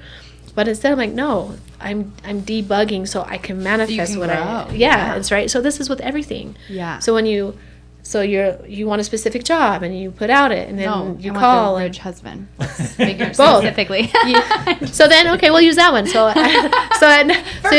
For funsies. So every night you're going to sleep and you imagine that you're with your partner and it's a partnership, but he's rich or has financial stability that you're seeking. Yeah. And then you get up in the morning and the guy you're dating breaks up with you because he isn't that. And then you're like, oh, see, I just never date. No, you're manifesting that you want, and this is not the person. So stop dating them. Right. Right? And so we do that. Like I tell people, write a list of what you want from a partner. Be specific. I'm telling you, be specific. Make sure that you can meet the same qualities, right? Because you don't want to be like, I want a rich husband, so I can stay home. I mean, because in my mind, I'm like, why do you think men just want to work too? Like, nobody wants to work. We're tired out here. So we all just want to have partnerships so we could all just travel and maybe have the human experience. Yeah. And you shouldn't be asking for something you can't bring to the table either, right? Yeah. So right, and I get it. Some in couples, like one has a weak spot, the other one has a stronger, and we're supposed to inspire each other, and that's why John Gottman talks about the importance of letting your partner inspire you, right? Yeah. But if you don't, then, anyways, that's a whole nother story. So then you dream and you go, oh, okay, they broke up with me. Oh, it's because they would never be the rich person I wanted. Right. And they would never be, so then you keep doing it. You guys, this is all a joke, by the way. Let's just put it out there again. But you should really. Like the technique is right. Right, but you should still, like, there's nothing wrong with saying you want someone who's financially stable. Right. The ego gets in the way. This is my thought. If you ask for a rich man and that's what you want, and I know that's not just what you want, I think you do want a part of that though. Right. Someone who's stable and financially smart and wants to grow with you and progress with you. That I'm not paying for all the time. Correct. They're paying for themselves, and you're a team and you're growing and you're manifesting together. Man, that makes it so much easier than doing it alone. Right. And that's, couples get stuck in that all the time because one doesn't want to manifest, and then they're ignoring the fact that they just don't have the same dream, right? So you do that every night and be real with it. And if you say, oh, I'm not worthy of that, then fix that. Right. Because you are worthy of a rich man. Because I'm telling you right now, a rich man will want you because you're a rich woman in the sense that you do your work, you show up, you do the things you need to do. You're not someone who just wants to take advantage of this man who's waiting for you. Right. But then you have to debug your current condition to get there. And that's what this manifestation is. And you have to do the work, right? So if you get up in the morning and you imagine this and you don't break up and you beg for your boyfriend back, well, then stop talking to the universe about having a rich man if you're going to date a poor guy, right? Yes. Or a guy that doesn't do anything. And, right. You know what or I mean? is super in debt or, Well, it's like someone saying that, like, I pray to God to be brave. Well, he's not going to make you brave. He's going to put you in a situation to be brave. Well, God also gave you the tools to be brave. But the question is, are you taking the risk to try it out? Yeah. Right? Yeah. So people always use the terminology, oh, he's showing me patience, right? And I'm like, I don't know about you, but I've had enough of that. I'm pretty damn patient. So, and then we turn that into excuses, right? Instead of saying, I am brave. Mm-hmm. Because this is my belief. You are not born without the tools you don't need to succeed in this life. You have them all within you. It's up to you to remember those. And that means you take the risk. So then the work is, well, why do I have a fear or the belief that I'm not brave? Why do I have the fear or the belief that I'm not blank, blank, and blank? That's where your work comes in. Right. That's when you go to sleep at night and go, I am brave. I am courageous. I am blank. If you're not happy, why am I not happy? What do I have to change? Because we'll also say, oh, I shouldn't ask for that. Or I shouldn't do blank, or I shouldn't, you know what I mean? And then where do those opinions come from? Right. Other human beings who really don't know what the hell they're doing? Because I don't know a single human being that knows from the time of birth how to live in this experience. Yeah. Right. And we're so... Without any help, without any guidance. Yeah. Yeah, and I mean, we have guidance and help. Yeah, but seriously. Yeah. But it's like, we were all born here. We're all figuring it out, but yet we let someone dictate an opinion. And let me tell you, I think in this room, and anyone listening, we all know what wrong is. Mm-hmm. Right? Now, there's opinions of certain things that can be debatable against a group of people of what's wrong, which is politics and all sorts of stuff. You know, we can make anything not right. But we all know what is wrong. Mm-hmm. Right? Yeah. Human trafficking, child molestation. Like, we all know those are evil. They're wrong. They're dark, right? But when it comes to other things, like the Ten Commandments, I might push some buttons here. If you look at the Ten Commandments and think about the pillar of light and the middle pillar, and you think, oh, we're humans, thou shalt not blank. And then you're like, oh, well, this person had this experience of blank. Mm-hmm. You know, thou shalt not covet. Thou shalt not lie. Yeah. Thou shalt, or lust at someone. Yeah. Which is like weird because everyone does. Yeah. Right? And so what I'm saying is you take an opinion and you make it all right or wrong instead of going, wait, let's look at what this really means. Instead, I think there should be one commandment, essentially, is thou shalt not commit evil, which is to stop someone or yourself from progressing. And we all know what that means. Progression doesn't mean, it means to also not to stop someone from free will, right? So if what you're doing is preventing someone's free will, well, then you're probably wrong. Interesting. Right. Now, if that free will takes away someone else's free will. Right. So that's where it gets a little hairy. But again, there's the middle pillar, right? So they're not wrong in certain senses, like thou shalt not do blank or hurt somebody or whatever, but we're going to hurt each other. Right. And the reason we're going to hurt each other is because we're all trying to figure it out. Right. We're trying to figure out, who are we? It's like it's like junior high, right? Do you guys know a single person, maybe you guys didn't do this, that wasn't a bully? Either was a bully or experienced being bullied, right? And they're just trying on hats of what they like. They put on a hat and they're like, my kiddos at one point, they went and tagged like this building and did a few things. And I couldn't be mad per se, but I pretended like I was mad because I needed to teach them how does it feel to do that to somebody else. And then I made them clean it up and go apologize and do this. But that was their experience to learn how it felt, if that's what they wanted to do or not do. Right. Yeah. Right. And so, I mean, the concept of you should be married once forever, that's very seldom is that a true statement, right? I'm not saying it doesn't exist because I know it does exist. Right. Right. But most of the time, you will marry someone that isn't really your person or compatible, and then you stay miserable together because someone said that you should stay together, but yet you're miserable and everything to your core knows that you're harming yourself and the other person by staying. Yeah. That is I would wrong. love to know the statistics, and I don't think you'd ever really know for sure, right? But people that have stayed together, you know, for 40 years, if they are truly happy. According to some research, like, you know, they say 50 to 60% of people get divorced. Those who are married, about 50% are not happy. That's so sad. It is sad because of the belief that's called love. And to me, that's actually dark. As the dark trying to mess with you. I always say the dark uses the hearts of humanity to create confusion. Because living is, I think the number one answer is love. But if you really love someone and they're miserable and they're not happy with you and you're not happy with them, then how do you call that love? That's enabling, that's dark, that's pain, that's not helping you. Yeah, that's like loyal and like commitment, but it's not, it doesn't not the correct feel, one. Yeah. And I don't know. It's, That's why it's too many layers. There's so many layers. Too many, and everybody's situation's so different. But yeah, it's a very impactful thing that you say, like, as far as, you know, showing love for somebody when you can see that they are not happy.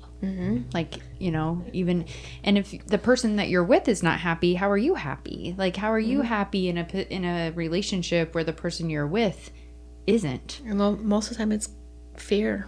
100%. I would, I wouldn't say 100%, but I 100% agree with you. All the couples that I've been with who are afraid, they'll say, what if I don't find someone? What if I leave and I regret it? I'm like, but are you happy now? That's what I'm like. I'd rather be single than be in an unhappy marriage forever and ever and ever. Like, I would rather be single. Love is helping each other progress to be better, not to stay stagnant. Right. And I mean, that's actually one concept that helps me as a mom, right? I'll look at something as simple as dishes. All right, if I do my kids' dishes always, am I helping them progress or am I enabling them? And I will be enabling them, right? So before I do a dish, I'll ask that question for myself, because if I'm not holding them accountable, then what kind of man or woman am I teaching them to be when they launch, right? And so we should use that concept everywhere. What am I doing with this partner or this person? And what's the fear? Well, and that's interesting that you say that, because that's a big thing in my marriages, plural, that I have, that I realize, like, I can't put blame on them for treating me, no, I did it, for treating me a certain way, because I enabled them to do that. I allowed them, by telling them it wasn't, or by not saying it wasn't okay, I was letting them know it was okay to treat me a certain way. You never give them the opportunity to change. Right. And so, because I was afraid with the conflict, or I didn't want to ruffle any feathers, and I didn't want to step on any toes, and I didn't want to, you know, cause this awkwardness and this tension, and I didn't want to be ignored for 2 weeks, so I just let it happen. You know, it was but I find like that was a big part of, that's where I need to be held accountable, because I let myself be treated that way, and that's where next time, not gonna happen, buddy. So I think I just read this, I'm trying to think of where I read it, but it's very essential that we allow ourselves to be independent. So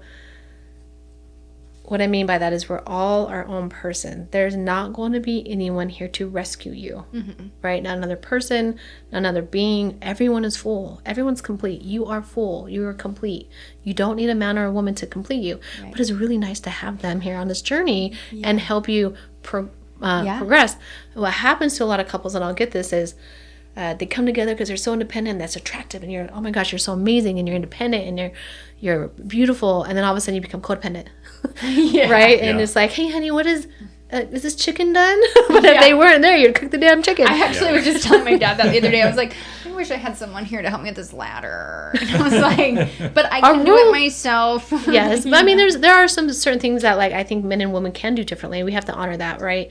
Like, certain things I would rather my husband do because he's capable of doing it better than I can. Yeah, I can do it, but if I couldn't, I'd hire a man to come do it. Yeah. Sometimes a woman might work in that role. Right. But I'm saying that's just, we can't ignore the fact that we are built. Like, even in law enforcement, I'd be lying to myself to think that I don't have different abilities and skill sets than the men in my group, right? Right. Like, if I'm going to go on a call, you better believe I'm going to take a man. A man with me, right? Now, I'm not saying, because one of the women I work with, she's very capable. It has nothing to do with that. It's just, you can't lie to your abilities, if that makes sense. 100%. And so, yes, you can do certain jobs, but there's also this, like, when I go pull weeds, for example, I'm like, oh, I'm trying to pull the weeds and digging, and my husband's like, boop. I was like, so our strengths are different. So our literal muscles are different. That's it. We're literally different. So we cannot honor that by trying to say we're equal, because the reality is, I don't think anyone want to be equal. Yeah, we don't. No, exactly. Like, I mean, that's like a whole nother conversation. It is. I don't want to dig into that, but like, I don't want to be equal. We're not supposed to be a man. So yeah, and we're not supposed to be. We're all our individualness, and that's what we're supposed to bring to the relationship. Right. And we're supposed to be sparks for each other. And so when couples come together and they're like, I want to find someone who completes me, then you need to find out that you're complete first. Right. Right. And because that person, we we just know that we're supposed to lift each other up.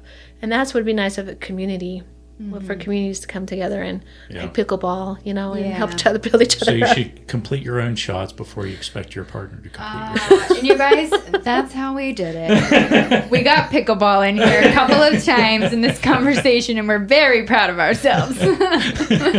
This has been a great conversation, honestly. I haven't even really paid attention to the questions just because it's not done. Yeah, I know, but I'm just saying, I feel like we've gotten through like a lot of good conversation. So with therapy and stuff, more has a traditional take to it, right? So what drove you to bring the non-traditional aspects into your practice? Because you're a physical and a spiritual being. Okay. So let me say this logically. I remember when I was in law enforcement, this guy came up to me and he's like, because they all heard that I was a medium and I do this work, and how can you be a cop if you believe in mediumship? And I was like, how do you not believe in spirit and be a cop? Yeah. And, so we go to death calls. I've seen souls leave their bodies.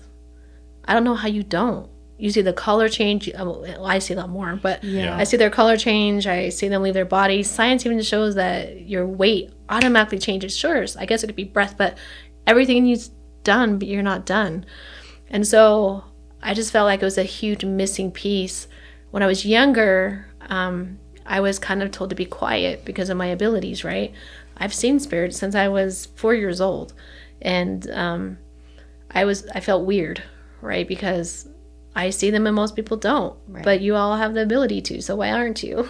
Mm-hmm. And I learned from a very young age to not talk about it. And matter of fact, when I joined law enforcement, it was one of my biggest tests to, at first, I hid it. At first, they'd be like, how did you know where to find them? I'm like, I don't know. How did you know? I'm like, I don't know. Like, I would just keep pretending, and then it felt like it divided me. And in order for me to be full, I had to just accept who I am, right? Yeah. And so I feel like there's either people want to say they're physical, and they only believe in science, they only believe in blank, or they are spiritual, and that's all they believe in. And both, you have to integrate. Yeah. Right. That middle pillar again is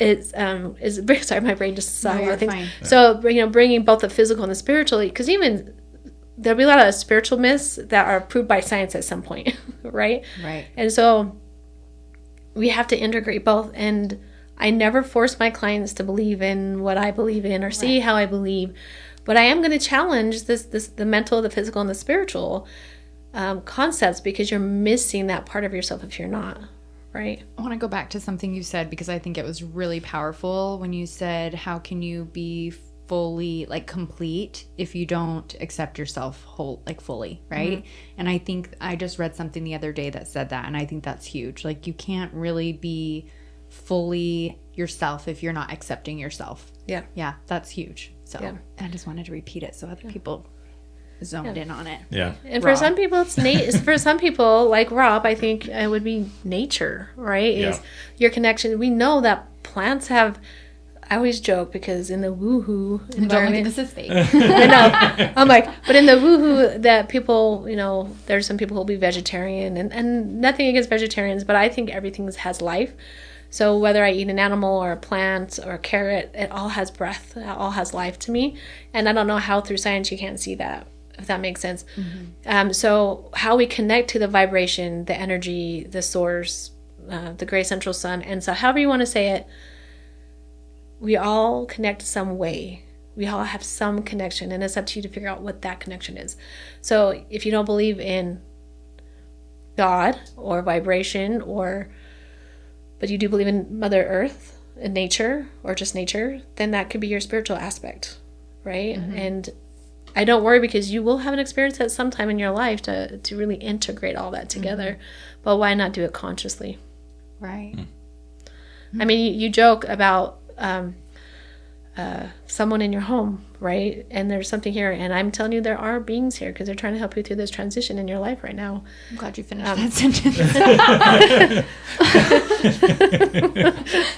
Right? And so, like, I see your mom's mom and wanting to just help you through, because you have some big decisions to make. And so it's really not time to be quiet about it. Right. It's not time to sit down. So you're kind of being ruffled, Rattled. Yeah. ruffled up, Yeah. or rattled to really go, okay, how do I want to live, and how does this feel? And you're being challenged, right? And this may be taking a turn, and I'll jump back, but is the veil. We all have our own veils, whether it's trauma or abuse, of how to connect to our spiritual, physical, or mental self. Just like we said, the body keeps score, right? When we don't listen to our bodies, if we just kept it simple to that, if our conscious spirit, our conscious self, doesn't listen to our physical self, which we all know that this is temporary, that we cannot get away from that. Yeah. We all will die from this physical plane. Now, I believe we were never born, therefore we will never die, because we don't die. Just our bodies do. But that's my belief.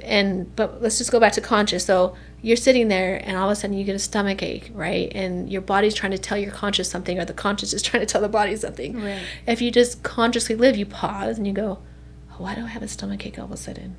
Oh, because I got to go to work tomorrow, and I really don't want to go to work. Well, why am I ignoring that? Well, because I'm afraid of blank, right? Your higher self, your conscious, is speaking to you, and your body, they're communicating together. And we all know that your body is its own living organism, right? It moves.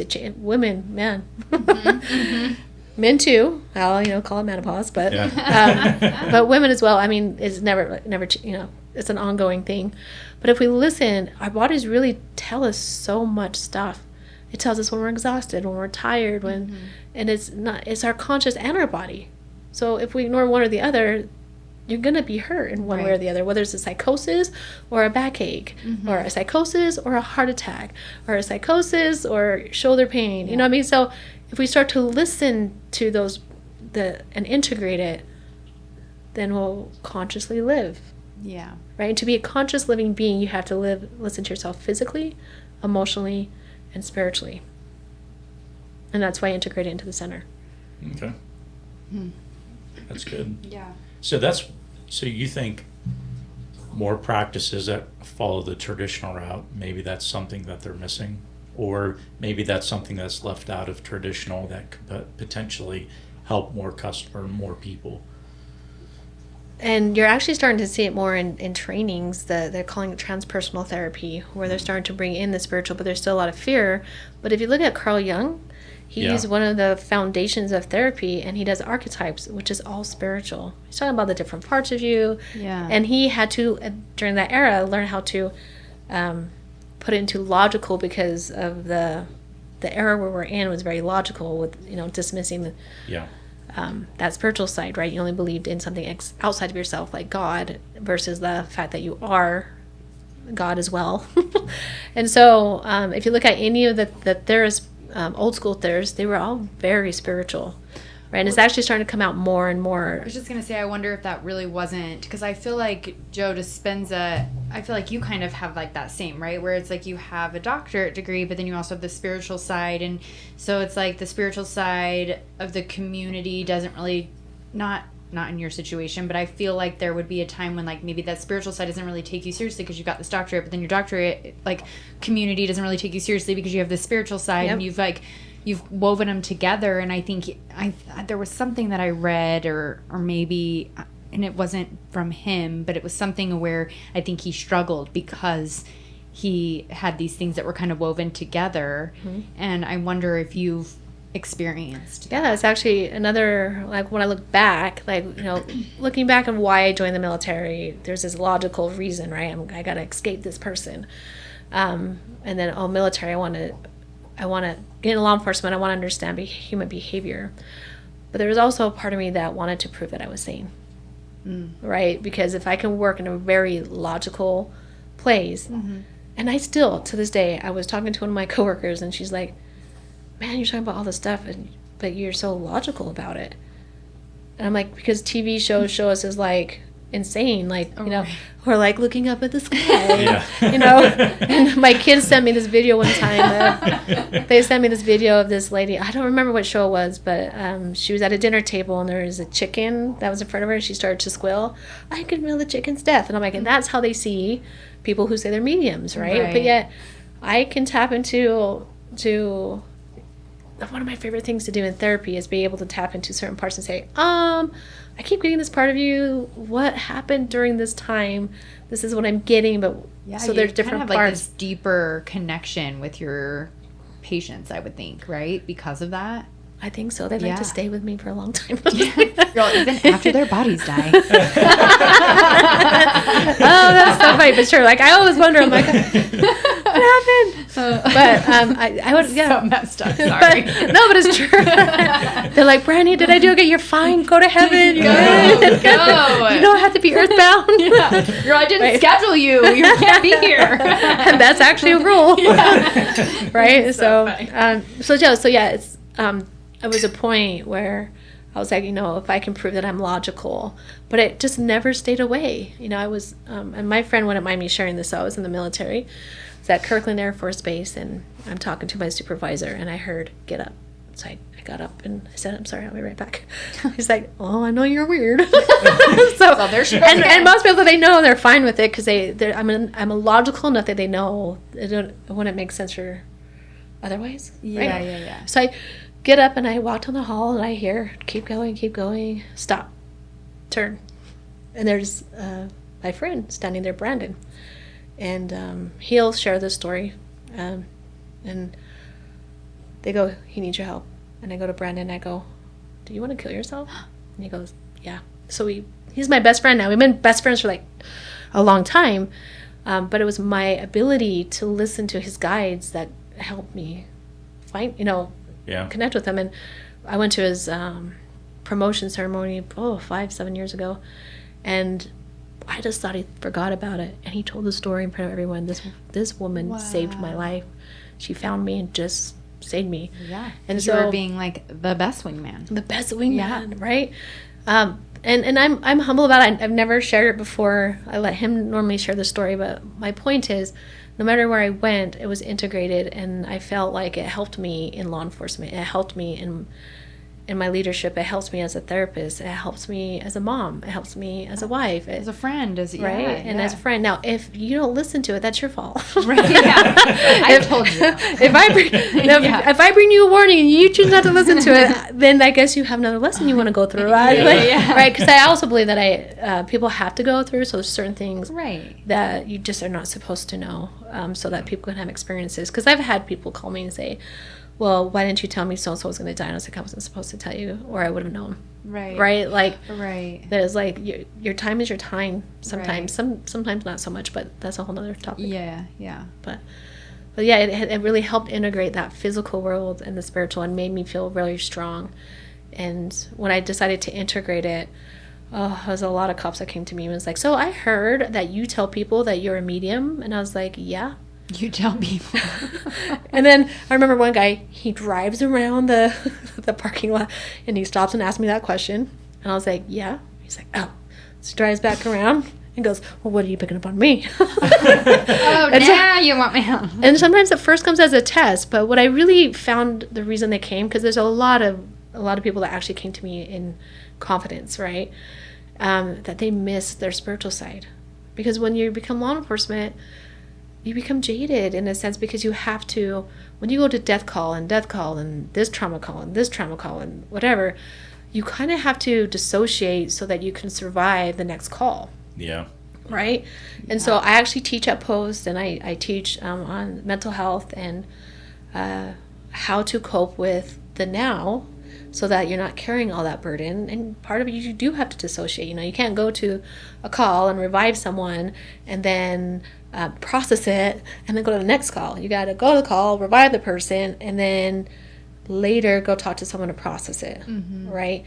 But when that happens, they start to lose faith in whatever there might be, right? And so my job with a lot of first responders is helping them reconnect to that faith a different way. I'm seeing it at a different angle. Interesting. Right. I like that. This is so fascinating. Thank you so much for sharing so much. And your friend Brandon, thank you for sharing that story. I clapped my hand on my leg, guys, and Stevie's like, what's happening? He is so amped up today. Yeah. He is pissing me off. See? I mean, this is why I don't have children. It's probably all the spirits in it. Thank you again. You're welcome. I'll help you clear before I leave. Yeah.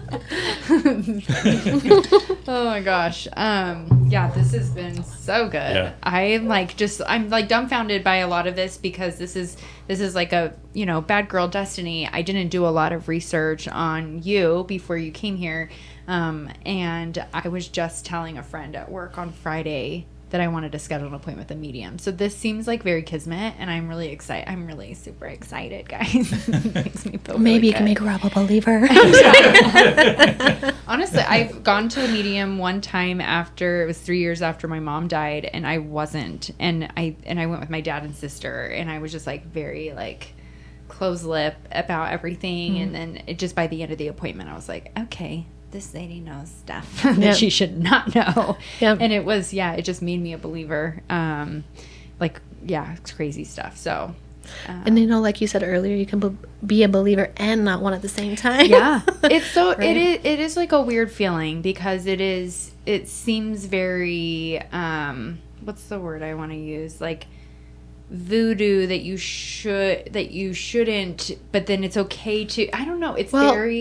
It seems like a very black and white thing, but I don't think that it is. No, I think this is what I tell a lot of people, right? Because they're like, I just don't trust, and I'm like, you shouldn't. And I know that's bad because I am a medium, right? But here's the reality: there's a lot of people out there taking advantage of people, right? So it really gives mediums a bad name. So I train mediums and intuitives how to be ethical and moral and have value and in the work that they're doing, and to not be a crutch. Like, if you're going to come to me, you're going to get homework. Yeah. If you're going to come to me, it's about healing. It's about empowerment. It's about encouraging you to remember who you are, so one day you don't need me.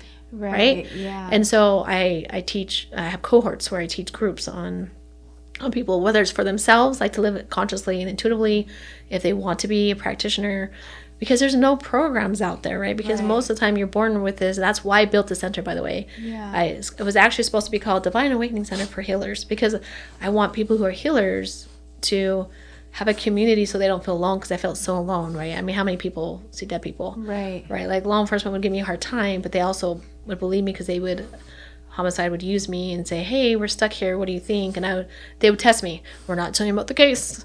We're not saying anything. I don't need to know because I already do. Thank and you then so much. and I'm like da-da-da-da-da-da. Yeah. Right. And but it was for them to kind of open and be able to find resolution in the case. But my point is, we all have the ability, we all have connection, but we should be skeptical because there are bad people with bad intentions, right? Right. They either want to make a crutch, they want to feel important, so then they keep taking your money.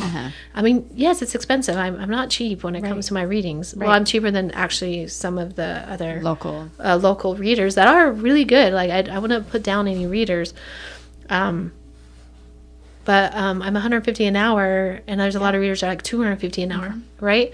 And people are like, "Wow, you're so good." I'm like, I just feel good with that. Yeah. I feel good with that rate. Yeah. Right. And that's why my classes that I teach, we'll do groups and readings, it's like $44 for 2 hours. And I'm not here to try to get rich off of you. I really want to help the community awaken. I want them to come together. Sometimes I'm too nice. Yeah. Right. But yeah, you should be skeptical. Yeah. Because you just don't know. So coming in tight-lipped is fine. And some people come in and I'm like, okay, you just told me, I now know your friend passed away. Now I know your mom passed away. Like, you gave a lot of information. Yeah. And so as a reader, I would tell you that. So if you listen to the recording. Yeah. Right. And so it's fine. Be skeptical. And if a medium has a hard time with that, maybe they need to build some more confidence around their abilities. Yeah. Right. I remember like booking the appointment and she wanted my card and I was like, no. I was like, can I drop off cash? Like, I don't want you to know my name. I don't want you to be able to do any research before. Yeah, that's and then, when I get there, and she was like, okay, she's like, don't even worry about a deposit. Like, I think she probably gets this, right? And so then we show up, and she's like, yeah, I mean, I don't have time to do the research. I'm booked out with appointments. Right. I don't have time to research every single person that's coming and like who of their family. I'm a year booked out. Yeah, that's and insane. So when people contact me, I squeeze them in if I can. Do you have recurring would you call them customers at that, like for the readings? Yeah, I have actually some that will come to me like every year because I do a reading called a life review. Okay. And so I'll connect with Anubis, the god of death, and then I find out where you are in life. So there's a life review where we do a life review, and there's one where I find out where you are on your path of progression. And then from that, I give you homework assignments. So people will come back to me like yearly to see if where they've grown, but they know me very well in the sense of, if you don't know me well, you will, in the sense of, if you don't do your homework, if you don't do your work, please don't come waste your money, because I'm going to tell you the exact same thing. Right. And so, yes, I have repeat customers that might come once a year or every other year. Oh, okay. Because I knew a medium who had repeat customers come to her monthly for readings. Well, I struggle with that. I mean, nothing gets, because there's so many different, I do 12 different types of readings, they just had so much confidence in her. But it becomes, it's like a therapy 100%. Mm-hmm. It can be therapeutic. And 100% true. And I have 12 different readings that I do for your life of progression. I do self-checks in the sense of, I always have to make sure that the readings I'm giving you isn't to be a crutch, but to help empower you, right? So if a loved one comes through, is to give you peace and maybe they have a message so that you can move forward, but not to like, okay, well, you want to know about love? Okay, well, come back next week, right? And so His name starts with an L, and it starts with an L, right? And it's not like I haven't, but that's the thing is, we're so multidimensional. Like people come to me and go, hey, I want to know about love. And I'm like, oh. Because the reason I say that is I'm like, okay, well, are you doing the work? Yeah. Because you're going to find love if you want to do the work. Yeah. Actually, right. What are your fears? What are your Call Miss Cleo. I saved. Okay, so I have two funny stories to share, and one I can't even believe that I'm about to share it. But first, I saved these little things that come on my tea. And the one I got today, and I've never seen it before, it says, uncage your heart, free your heart, let it be wild. Which is funny because... No, thank you. But it's like, if you're wanting that, you have to be ready. Like, you have to set yourself up for it. Well, you do. And here's the thing. So, for example, someone comes to me, they're like, hey, am I ever going to find someone? I'm like, oh, actually, yeah, I'm seeing somebody, blah, blah, blah, blah, blah, but you need to do blah, blah, blah, blah. Which means, like, get out, find the person, look up, right? Yeah. Mm-hmm. And then they come back, and they're like, I haven't found anybody. I'm like, do you go out? No. Do you do this? No. I'm like, I don't know I'm not going to keep telling you the same thing. They're not going to knock on your door. Well, here's to my sister. I was like, it's not going to be the Grubhub delivery guy. Get out of your apartment. Yes, because you have to do the work. So if you get a nudge, like, okay, the other night last night you got called by your friends. Yeah. To go to the strip club. I wasn't meeting my husband there. Right. Right. But what I was going to say was, like, say your friends call you and you feel like you really should go, but then you're like, oh, I don't really want to meet somebody. That means you have something subconscious that you have to deal with, some fear, and maybe you're actually afraid to meet your person. Right? Or am I afraid that I'm going to repeat? So we'll get nudges. So here's my husband. Here's a story about my husband. Right? This might be on. I divorced my ex-husband in 2015, and then we started dating again to try to see if we could figure it out. But we were pretty much done. And my spirit guides were like, hey, you should go to Hawaii on this day and this time. You're going to meet 3 people. And they told me specifically where to go. I was like, okay. So then I invited my ex-husband. And I was like, hey, maybe we could try it one more time. Right? So we go. And you did not listen to your guys. And I met 2 people, right? Oh. But so I came back home. I'm like, why did I only meet 2? Where was the third? I'm like, well, you brought your ex, right? I was like, oh. So anyways, fast forward a year later, I meet my current husband. We were acquaintances at work, but we started dating. And he's from that place in Hawaii. That's where his family's from. And he was supposed to go month and that year, right? But because I didn't listen to my intuition and my guides, and whether it's your guides or your intuition, right? Right. It changed the course of that direction. And I do believe that him and I were supposed to be together sooner, but I was too afraid to leave because of, we're always afraid. What if I made the wrong choice? And what if whatever the case. Yeah. But and the whole time you're just trying to think of an exit plan. Oh, right. And then, again, it's not like my ex-husband was horrible. He's a great dad. He's a good person. But you weren't happy. We both weren't happy, right? We both had our different, and he's a good guy.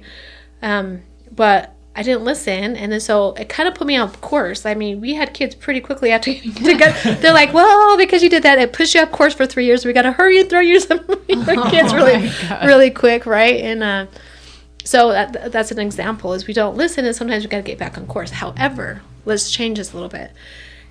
Since I didn't listen, my husband could have got with someone else, which would have changed who my partner would have ended up being. And that happens, right? Yeah. Because sometimes that does happen. It does happen, right? Someone's not ready. Always the case for me. I know who you're talking about now. So someone, you know that you'd be great together. You know you're supposed to be with them, but then they pick someone else, or they become afraid, and they're not. And that's the journey. And that's why when we come to Earth, we take a risk. Mm-hmm. We take a risk, because if we were all awake and remembered out here, guys. That's why you should play pickleball. There it is again. Yes. So my funny / embarrassing story that I am just going to share because it's funny, but I did submit. I paid the $20. Listen, I've paid more for less. Okay, so I'm not embarrassed by this. You just got an experience for listening. I paid $20. For a psychic reading on who my person was going to be and when I was going to meet them. And it told me just a date, and then that I would meet them. This was the funny part. It was like, you're going to meet them outside. And I was like, I don't go outside. But maybe outside, from the pickleball. It's going to be green. And I was like, no, because if I'm going outside, it's to play pickleball on not green. But no, I mean, I was just joking. And so I was like, well, maybe I need to go to more farmers markets. This was last year. And then I forgot all about it until we were literally just talking about it. But it told me the letter of their first, it told me letters of names. It could be between these 5 letters. And this is about how old they are. This is about the work that they do. And so but of course what I did is I fit the person that I wanted it to be into that. And I was like, oh, I already know them. But even the reading itself said this is going to be a new person. Yeah. But I was like, it's not. You're wrong.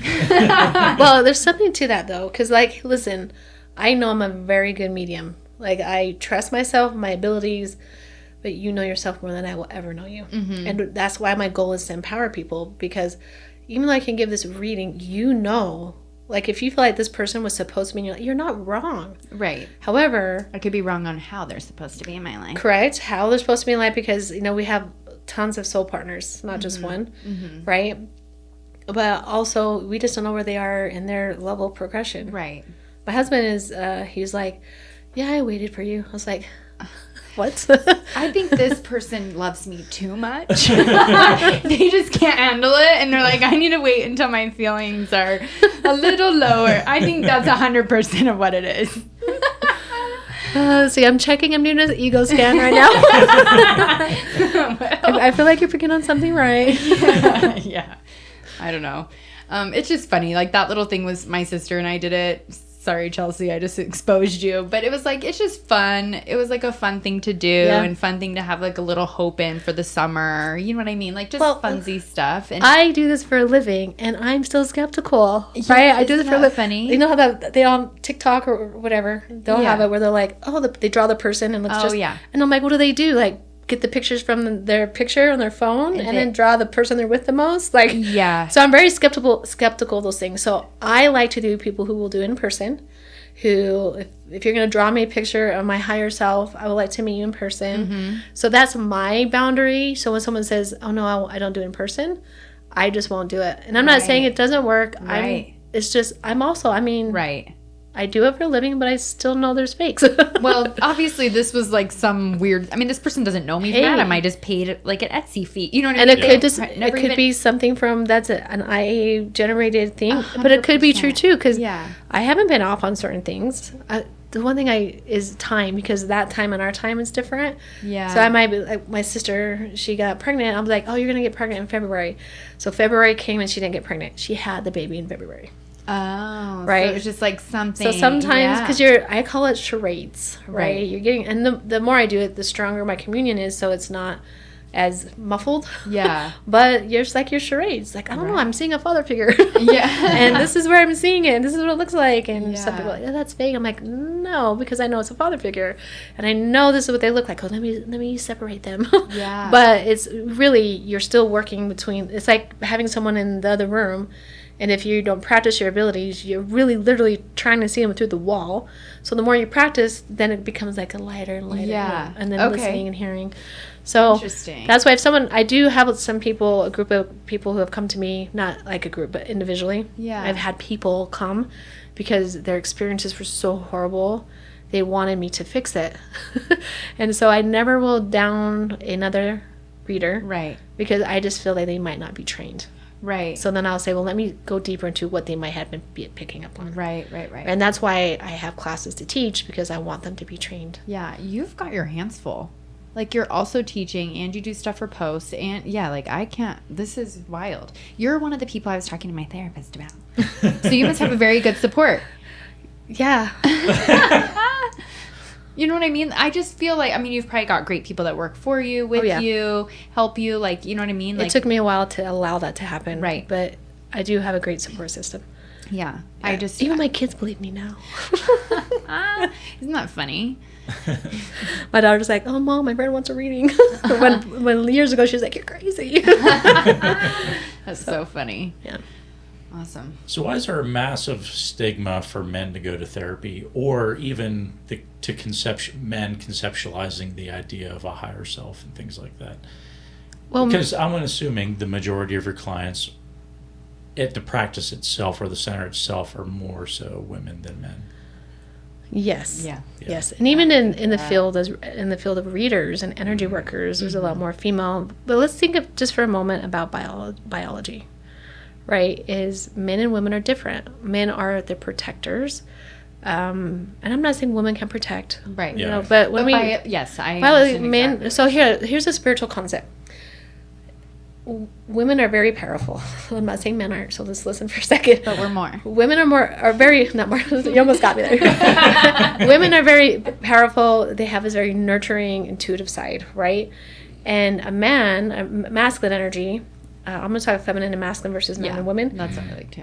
The masculine energy is a protective force, and when they hold the space for the feminine energy, the feminine is non-stoppable, but then the masculine energy is also not stoppable. So men and women, as far as these abilities go, they're very powerful. You've seen John Edwards and Dr. Joe Dispenza, and I'm sure there's more. Yeah. And women, they communicate differently, right? And men are more like I have students that are men in my classes, and they're more logical and straight to the point and direct, and they don't they get a lot, but they don't communicate the same. So as a woman, I'm like, okay, this is what you got. This is the lesson I'm getting for you know me. Yeah. So Yeah. I do all that. I go in a circle, and a man's like, okay, this is what I'm getting. This is the answer. So I think the stigma comes from that. It should just be simpler for men. But men have also been taught that their job is to be a protector. A job is to find resolution. Their job is to be the serious one and not the emotional one. Right? And that's what, like, even in law enforcement, I remember going to a meeting because I was over this crisis intervention team for the state of Utah for like 4 years. And I went to this meeting, and my boss was like, you didn't talk today in the meeting. I said, what's the point? You're not listening. He goes, well, you're just so emotional. I said, so are you. The difference is you're an asshole and I'm emotional.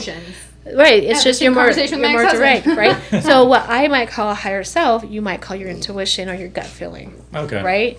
And I might use more fluffy words like higher self or whatnot. So you have to be comfortable. And then actually, I'm working on bringing more men on because I said we need more of a balance on teaching, right? Because the guys that are in my class, one of them's been with me for over 3 years. He's amazing. He's really good. And he'll go, well, I'm not like you. I'm like, you're not supposed to be. You're a man. Like how he communes is really more direct and more to the point and very logical. And I'm really fluffy, and I talk about God and angels and whatever, and that's fine.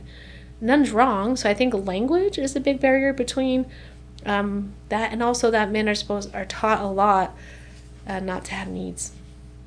Yeah. Right? I mean, I do have a large group because I do first responder therapy, and they all know. I mean, come to my office, you'll see I have archangels on an altar, and I have these pictures from Egypt, and I have, right? And men will still come to me from first responders. First responders will still come to me because they know that I get the world of law enforcement.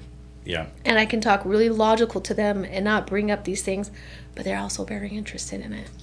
And when I start giving them different perspectives of stuff, they're like, that actually makes so much sense. They're allowed to be connected to this other part of them that they've been told that they shouldn't be a part of.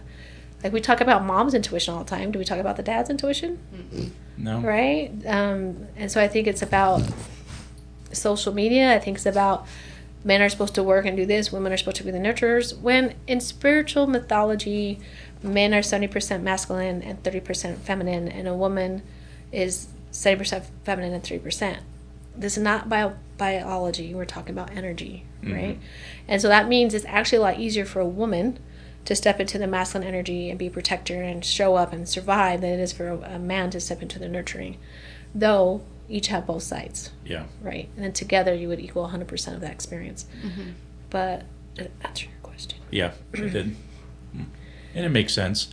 I mean, I think that's why I found relatability in you is, your past experience with military and things, and then you are able to rationalize or make things rational, but also tie in the spiritual, and I wouldn't say slowly convert me, but make me realize that maybe there is something I need to look into a little bit deeper.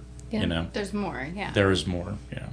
I think for me, I mean, I wouldn't have ever called, I mean, this is no surprise, guys, I'm not religious, but I think I always just assumed you were either religious or spiritual, and so for a long time I would be like, oh, I'm spiritual, and then my mom passed away, and I was like, I don't think I'm spiritual either, and so I've really had to try to hone in on that the last few years, and it's still hard because I don't know how, Well, here's the thing, the terminology religion, when it was created thousands of years ago, was actually meant spirituality, connecting with something great, different, on a different realm than this physical, understanding that, we're on Earth, also known as Malkuth, we're on Earth as having its human experience, but we have connections to these other realms of existence or consciousnesses, if maybe it might be easier, consciousness levels, and then it became very like, this is what religion is, and this is shame, guilt, the 10 Commandments, what is right, what is wrong, without the interweaving of all the different possibilities of a situation. Right? And so now spirituality is also being abused in a lot of ways. Like, you'll have people who will use spiritual gaslighting, right? And like, I've heard this to me, you're not vegan? And I'm like, so I'm not spiritual if I'm not vegan? Right? And I'm like, well, that's not, to me, spirituality is more like connecting to something, to my whole consciousness. Right? Because it really is, guys, even sitting here, you guys see how I look up a lot. It's because I'm seeing the different realities around. If that makes sense. And so it just means there's more than just the physical body. There's more layers. And that's what spirituality is, connecting to those different layers. I like that. Right? And religion now would be more like organized religion.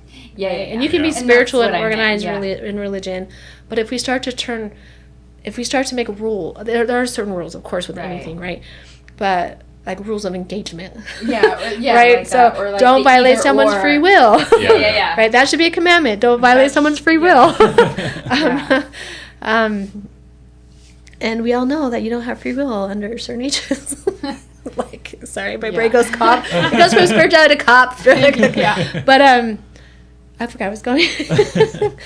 But so if we start to abuse spirituality again with expectations and demands and judgments and shame, it's going to have the same definition as religion, right? And I think there's a place for everything. I feel like everything is true and nothing is true, because in your reality it is, right? And again, we're taking out the whole, see, this is my cop side, we all know that, all of us know to the core that this is bad, right? But with anything else this is why opinions can be really bad, right? Because if I tell you my opinion and you're like, this doesn't resonate with me. Right. So when I do readings, I try to tap into your energy, not mine.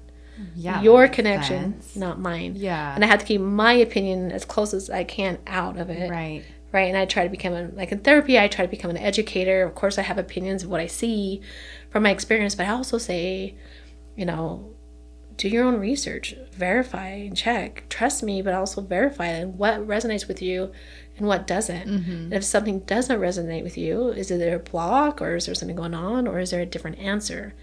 And if there's a different answer, great. Yeah. Great, because that's what resonates with you, as long as it holds the light. What I'm saying is not like self-gaslighting or something. But, Right. So, you know, it's just so many dimensions, and that's why I have such a passion for conscious living. Yeah. And it's not easy. Yeah. Right? No. Some days it's not, for sure. Yeah. Some days being an adult is hard. Yeah. Yeah, 100%. Yeah. So I guess one last question is, what is one of the hard truths that, that about mental health that most people don't want to hear? I think accountability. Right? I like that. I was thinking about this the other day, right? And it's, in traditional therapy, there's a lot of talk therapy where you're just talking and you're regurgitating the same thing without going deep. It's almost like people are afraid to go deep because it is scary and it is hard to know the deep truth. And as a good therapist, I think it's our responsibility to bring that out. Right? And that goes to accountability. Not, oh, poor you, or this. Like, okay, I have compassion that you're struggling mentally. Yeah. I have a compassion that you might be struggling physically. But if I can see clearly that you're causing this yourself, it's my job to get you there. Right? What are we going to do? What are we going to do? Now, I might not do it the first time you're sitting in my office. And I'm like, oh, okay. I can see pretty from the first time. I'm like, whatever. It's my job to take the steps to get you there to where I can be honest with you and say, I'm not afraid to call my clients out. I'm not afraid to say, you're being an ass. I don't know if I can say that. I'm like, I don't know if you're afraid. I'm like, you're being an ass, and this is why. This is the behavior that you're displaying. And sometimes it's a hard truth, and sometimes they don't want to hear it, and they leave. Or they go, oh, I don't want to do the work, so they leave. Right? If you come to my office, whatever you're going through, I am 100% your advocate for the truth. And in the world, without saying too much, in the world, we jump to, oh, poor thing. And then we jump to what they're asking, even if it's dark. Yeah. We cannot do that. Right. Right? Is, I'm struggling to focus in school. I'm depressed. Well, here, take some medication. Your brain is still developing. Like I'm... For ADHD, I was talking to post students, and one was like, yeah, I was diagnosed with ADHD, and gave me all the symptoms. So then I described the symptoms of a young male adult who's going through developmental stages. And he was like, so do I have it or not? I said, Yeah. I don't know. Right? Yeah. Because like you cannot diagnose a 3-year-old with ADHD. They're supposed to be moving and playing. So what we do is we look for quick answers. We do quick diagnoses.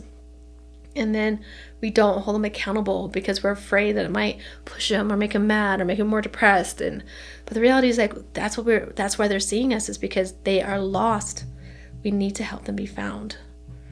Right? And so I think accountability for themselves to be accountable, and for us to be accountable to what we're seeing. Yeah. I will say, so I've been in talk therapy for a long time, and there's been times when I've taken a break, and that has been a while, but I did say in that moment, I was like, excuse me, I need a break because I just feel like I'm coming in here and venting, and I have 15 friends I can do that with, and that don't charge me.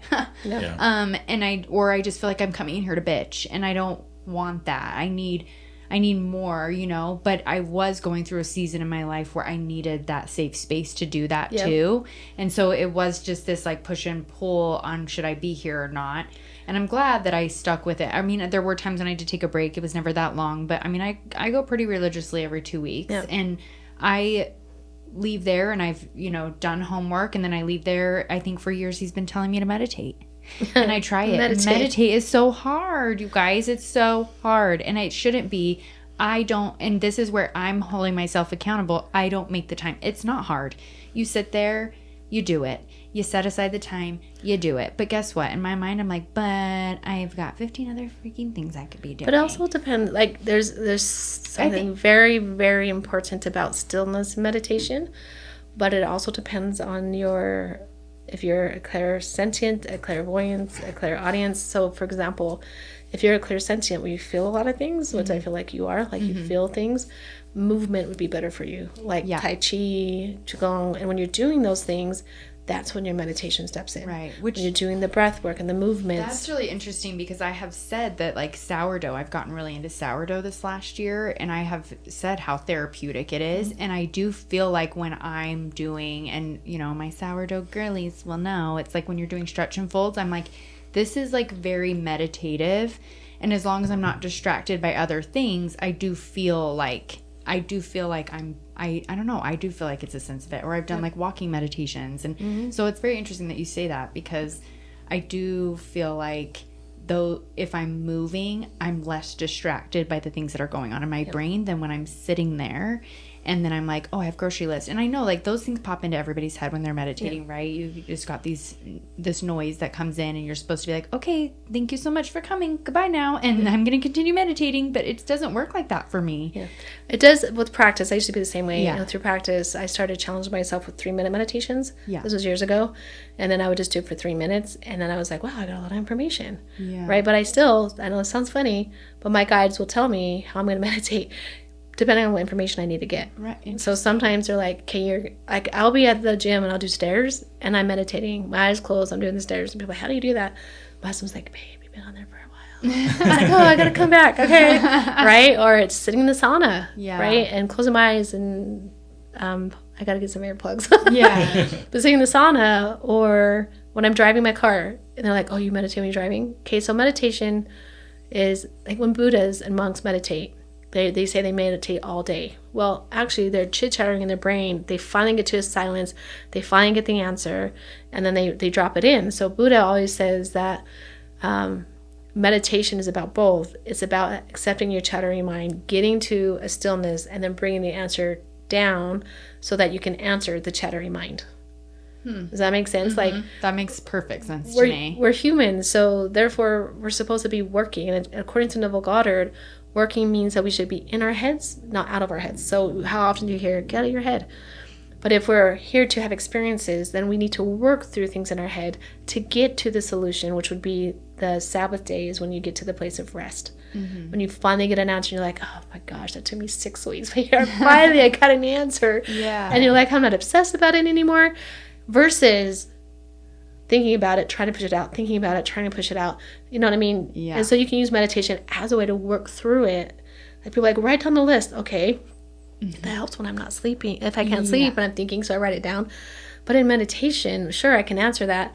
But I'm going in meditation so I can get to stillness to answer those thoughts. Right. To get solutions and answers for everyday life. Yeah. To help me as a human being get to the next step. Yeah. Right? If you're going to go to meditation about your job and the whole time you're thinking about that or whatever is frustrating you, and then after you finally get it all out and you get to that silence and all of a sudden you hear, apply for this job. Yeah. Then your meditation was successful. Right. Yep. And so Interesting. I have clients that will want to come in and just talk and they don't want to do some of the work. But then I also have to, as a client, the therapist, I have to go, okay, this has been 7 times. I think we need to do some deep work here. Yeah. Right. And so I'm not against talk therapy unless you're not progressing. Right. Yeah. And I do feel like, I mean, I am someone who wants to put in the work, who wants to grow, and who wants to be better. You're the easy client. That's what I've been told. But no, I am that person that wants to do it, but then I am also the person that overbooks myself. And so then it comes, it's Thursday night before my appointment. I'm like, oh fuck, I didn't do I was supposed to read a whole book in the last 2 weeks and I've done nothing. I haven't even purchased the book. Or I was supposed to meditate. And, the most recent thing is I've been trying to get myself on a good morning and evening routine. And my therapist is like, oh, you've got these, I did these goals for the year and I bought myself champagne bottles so that I could open them every time I achieved one of those goals. And he's like, why don't you go buy little mini bottles? And he's like, then, if you, for the week, if you do your morning and nighttime routine 5 times, and I was like, well, why does it need to be a mini bottle, first of all? But anyway, so I did that. And guess how many I've opened? 0. 0, 0, 0. And that was 6 weeks ago. And this comes with accountability of how you work. exactly. Yeah, and so your therapist's job is to try to help you figure that out, and that's why he's coming with all these different ideas. Right. And then you have to go, okay, well, really, what works for me? Right. So this doesn't, so what does? And that's where your work comes in. Right. Is I don't meditate this way, or you're avoiding, where you have to look at one or the other. What am I avoiding? Am I avoiding rejection? Am I avoiding? But yeah, you have to gotta do the work. Yeah. That's what we're here to do. Yeah. And people say to me, all the stuff that you did, are you lying? Right? You got 4. I don't think you're lying. Right. No. But what I say is, I'm here to live. Yeah. I'm here to progress. Yeah. And stagnation is not my thing. Yeah. Like today, Sunday, is my only day off, right? I work 6 days a week. I work 12 to 14-hour days. And Sundays are my family days where I connect, and I don't take naps unless they're 10-minute naps. I don't, whatever. So this morning I got up, I made breakfast like I do every Sunday for my kids and my family. I tell them, anyone's welcome over. Oh. We played games. My 93-year-old grandma lives with me and my aunt, and we played games. And then I was like, I need a nap. So I laid down and took a nap. And it was 2:30, and I was like, I can't just sit here. I can't. I'm not that person either. I'm not. And then I just say, okay, let's talk about depression. It makes me feel depressed. Why? Because I'm not progressing. What is the point of... And don't get me wrong. Right. I love watching TV. Yeah. I'm going to go home after this and I'm going to watch a couple shows. Yeah. I just love to go into the zone. Right. Because I'm here all the time. There's, whatever the case. Yes. But all day? Absolutely not. Yeah. I feel like, the last time I did that was in January, and I was very hungover. And that was like the only time I've been very hungover in a long time. But I'm not an all-day TV. Like, I usually don't even sit down on my couch. And I just am like, okay, there's maybe a couple minutes a day I do. And the reason I'm sharing that with you is because there's a little bit of TMI, a little bit of guilt about the fact that you're not doing your homework. But if you're being a progression and you always keep yourself busy, people also will say something about that. Like, they'll tell me you're like a workaholic, or you're this or you're that. And I'm like, no, I just want to progress.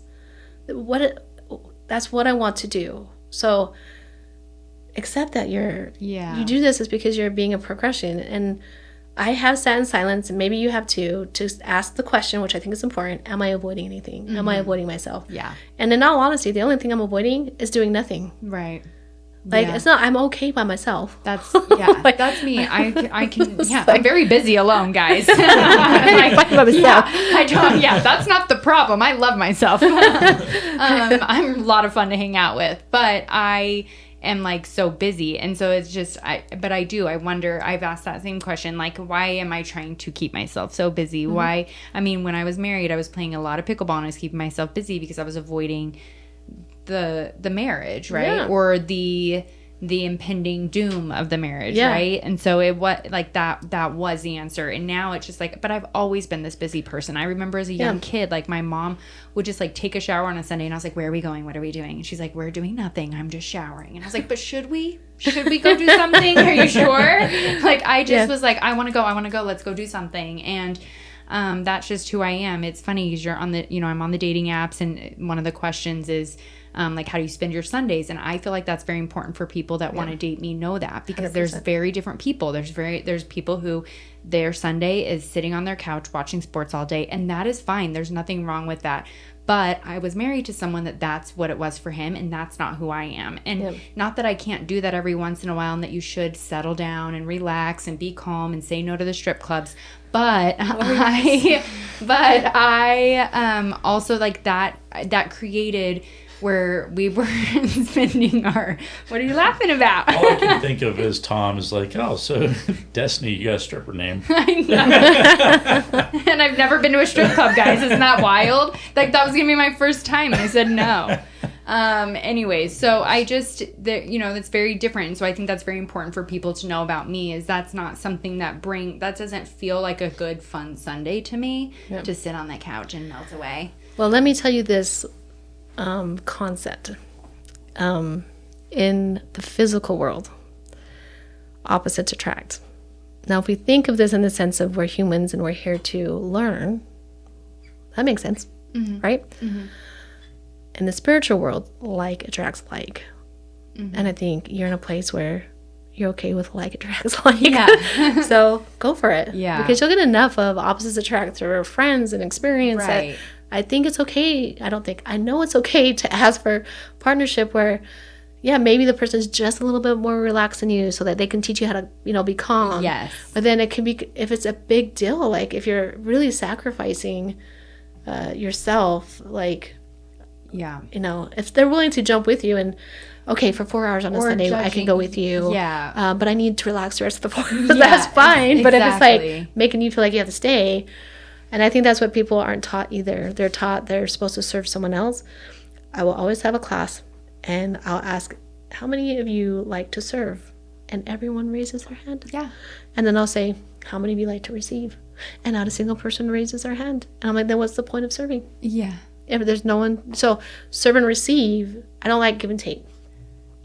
So when people say, you know, when you give something away, you should just learn to give it away or whatever, and not expect anything back. I'm like, that is like a It's dark. like saying there's no selfless act. Yeah, and I'm just like, no, it's okay to serve and receive. there's- If I'm going to give you this money, yes, I expect you to let me know what you did with it. I'll gift it to you because it's my choice. But if it's a loan, I expect you to pay me back. Oh, you know, type of thing. yeah. But it's serving and receiving, not give and take. Yeah. Like they say, relationships are give and take. I'm like, no. I like the There's serve and receive. Yeah. Because, I mean, that's what relationships are about, right? And I don't know. If how many friends do you want to keep that are just taken? Not very many of those ones I'd like to keep around. Right? And Yeah, you're just and giving, you giving, should- giving. yeah, No, yeah. I mean, and to say it's fine is to lie to yourself. Right. You And know? I'm sure that there's been friends over the years who have cut me because maybe they felt like they were just giving and giving and Sure. giving. And maybe in those moments I wasn't able to give back. And But that's the difference of serving and receiving. You know your friends well enough to know that this time they need you to serve more than they're receiving. Right. Right. But if it's like that for 10 years, Yeah. I don't. Yeah. Yeah. What are we doing here? That's right. Yeah. You're fine. I didn't have any other questions because No. I do feel like we could talk for hours, but I did want to thank you because, I mean, I know you just said this, but I know you're busy. I know you're taking time out of your one day off a week that you get and to share with us, and I appreciate it. I think our listeners will love this. Again, it's with Divine Awakening Center and Brandee. And I'm so sorry, I already forgot your last name. Downes. Thank you. And I was the going to reason say something else completely. And the reason I wanted to share that is because I am an author. Yeah. And so I have like this book called Love Thyself. And then the one that's going to be out next is A Mastery to Yourself and How to Live Consciously. So you can go on Amazon and type my name, Brandee Yes. Downes, and look at what I've published. And Yeah. they're both spiritual. There's some spiritual books that some people may not be interested in, and then some very logical. So the Mastery to Yourself one, the Path to Mastery it has a lot of integration of both, but it's really logical but very spiritual. I'm excited. I mean, and I've got some books to read before I turn 40, so I'm gonna. I just got it on audio, so There you go. if you don't want to finished read all it, my audio books. I did 40 audio books, and I was trying to do 40 actual books. I think that's gonna be one I'm just gonna have to like cut out of the picture, and pick something different. I'm trying to do 40 things I've never done before I turn 40. yeah, I think it's great. Thank you, but I have less than 60 days, and I still have quite a few books Our to birthdays read. might be similar. I have 40. I have to do 46 things before I turn 46. Oh, so our birthdays are probably very similar. I'm the 28th of June, so I'm the 12th of June. Oh, see, there you Yeah. go. Hey, Work. work. Yes, exactly. Don't date. Are you Gemini? No, I'm a Cancer. Oh, don't date Gemini or June babies. I did marry a Gemini once, and it Smells didn't so work. different. Yeah, it didn't work. But actually, some of my very best friends are birthdays right around yours and mine, so it's kind of interesting. Like I mentioned earlier, I have a best friend whose birthday is the day after mine. But Yeah. so, anyways, I wanted to thank you for coming. I want to thank you for your service because you've Truly, you've served our country and you're serving the state of Utah and then all your clients, and I think that's beautiful. So Thank you. The work you're doing is great. And then I also wanted to wish you happy Mother's Day because our episode comes out on Friday, which is Mother's Day weekend. Yep. So I wish everybody a happy Mother's Day. And yeah, that's all I had. Yeah. I'm excited. For Mother's Day or? Yes, of course. If you guys hear that, it's Mother's Day. Please give me a present. I'm just kidding. 8 of those children, all you better of you. get one. What the hell? The present could just be coming over and spending time with me. Oh, Yeah. I love that. So yeah, thank you so much. This Yeah. was Yeah, great. thanks for having me. I'm excited to have this connection with you. So yeah, Yeah. good. Thank All you. right. All right, thanks guys. Yeah. See you Thank later. you. Bye.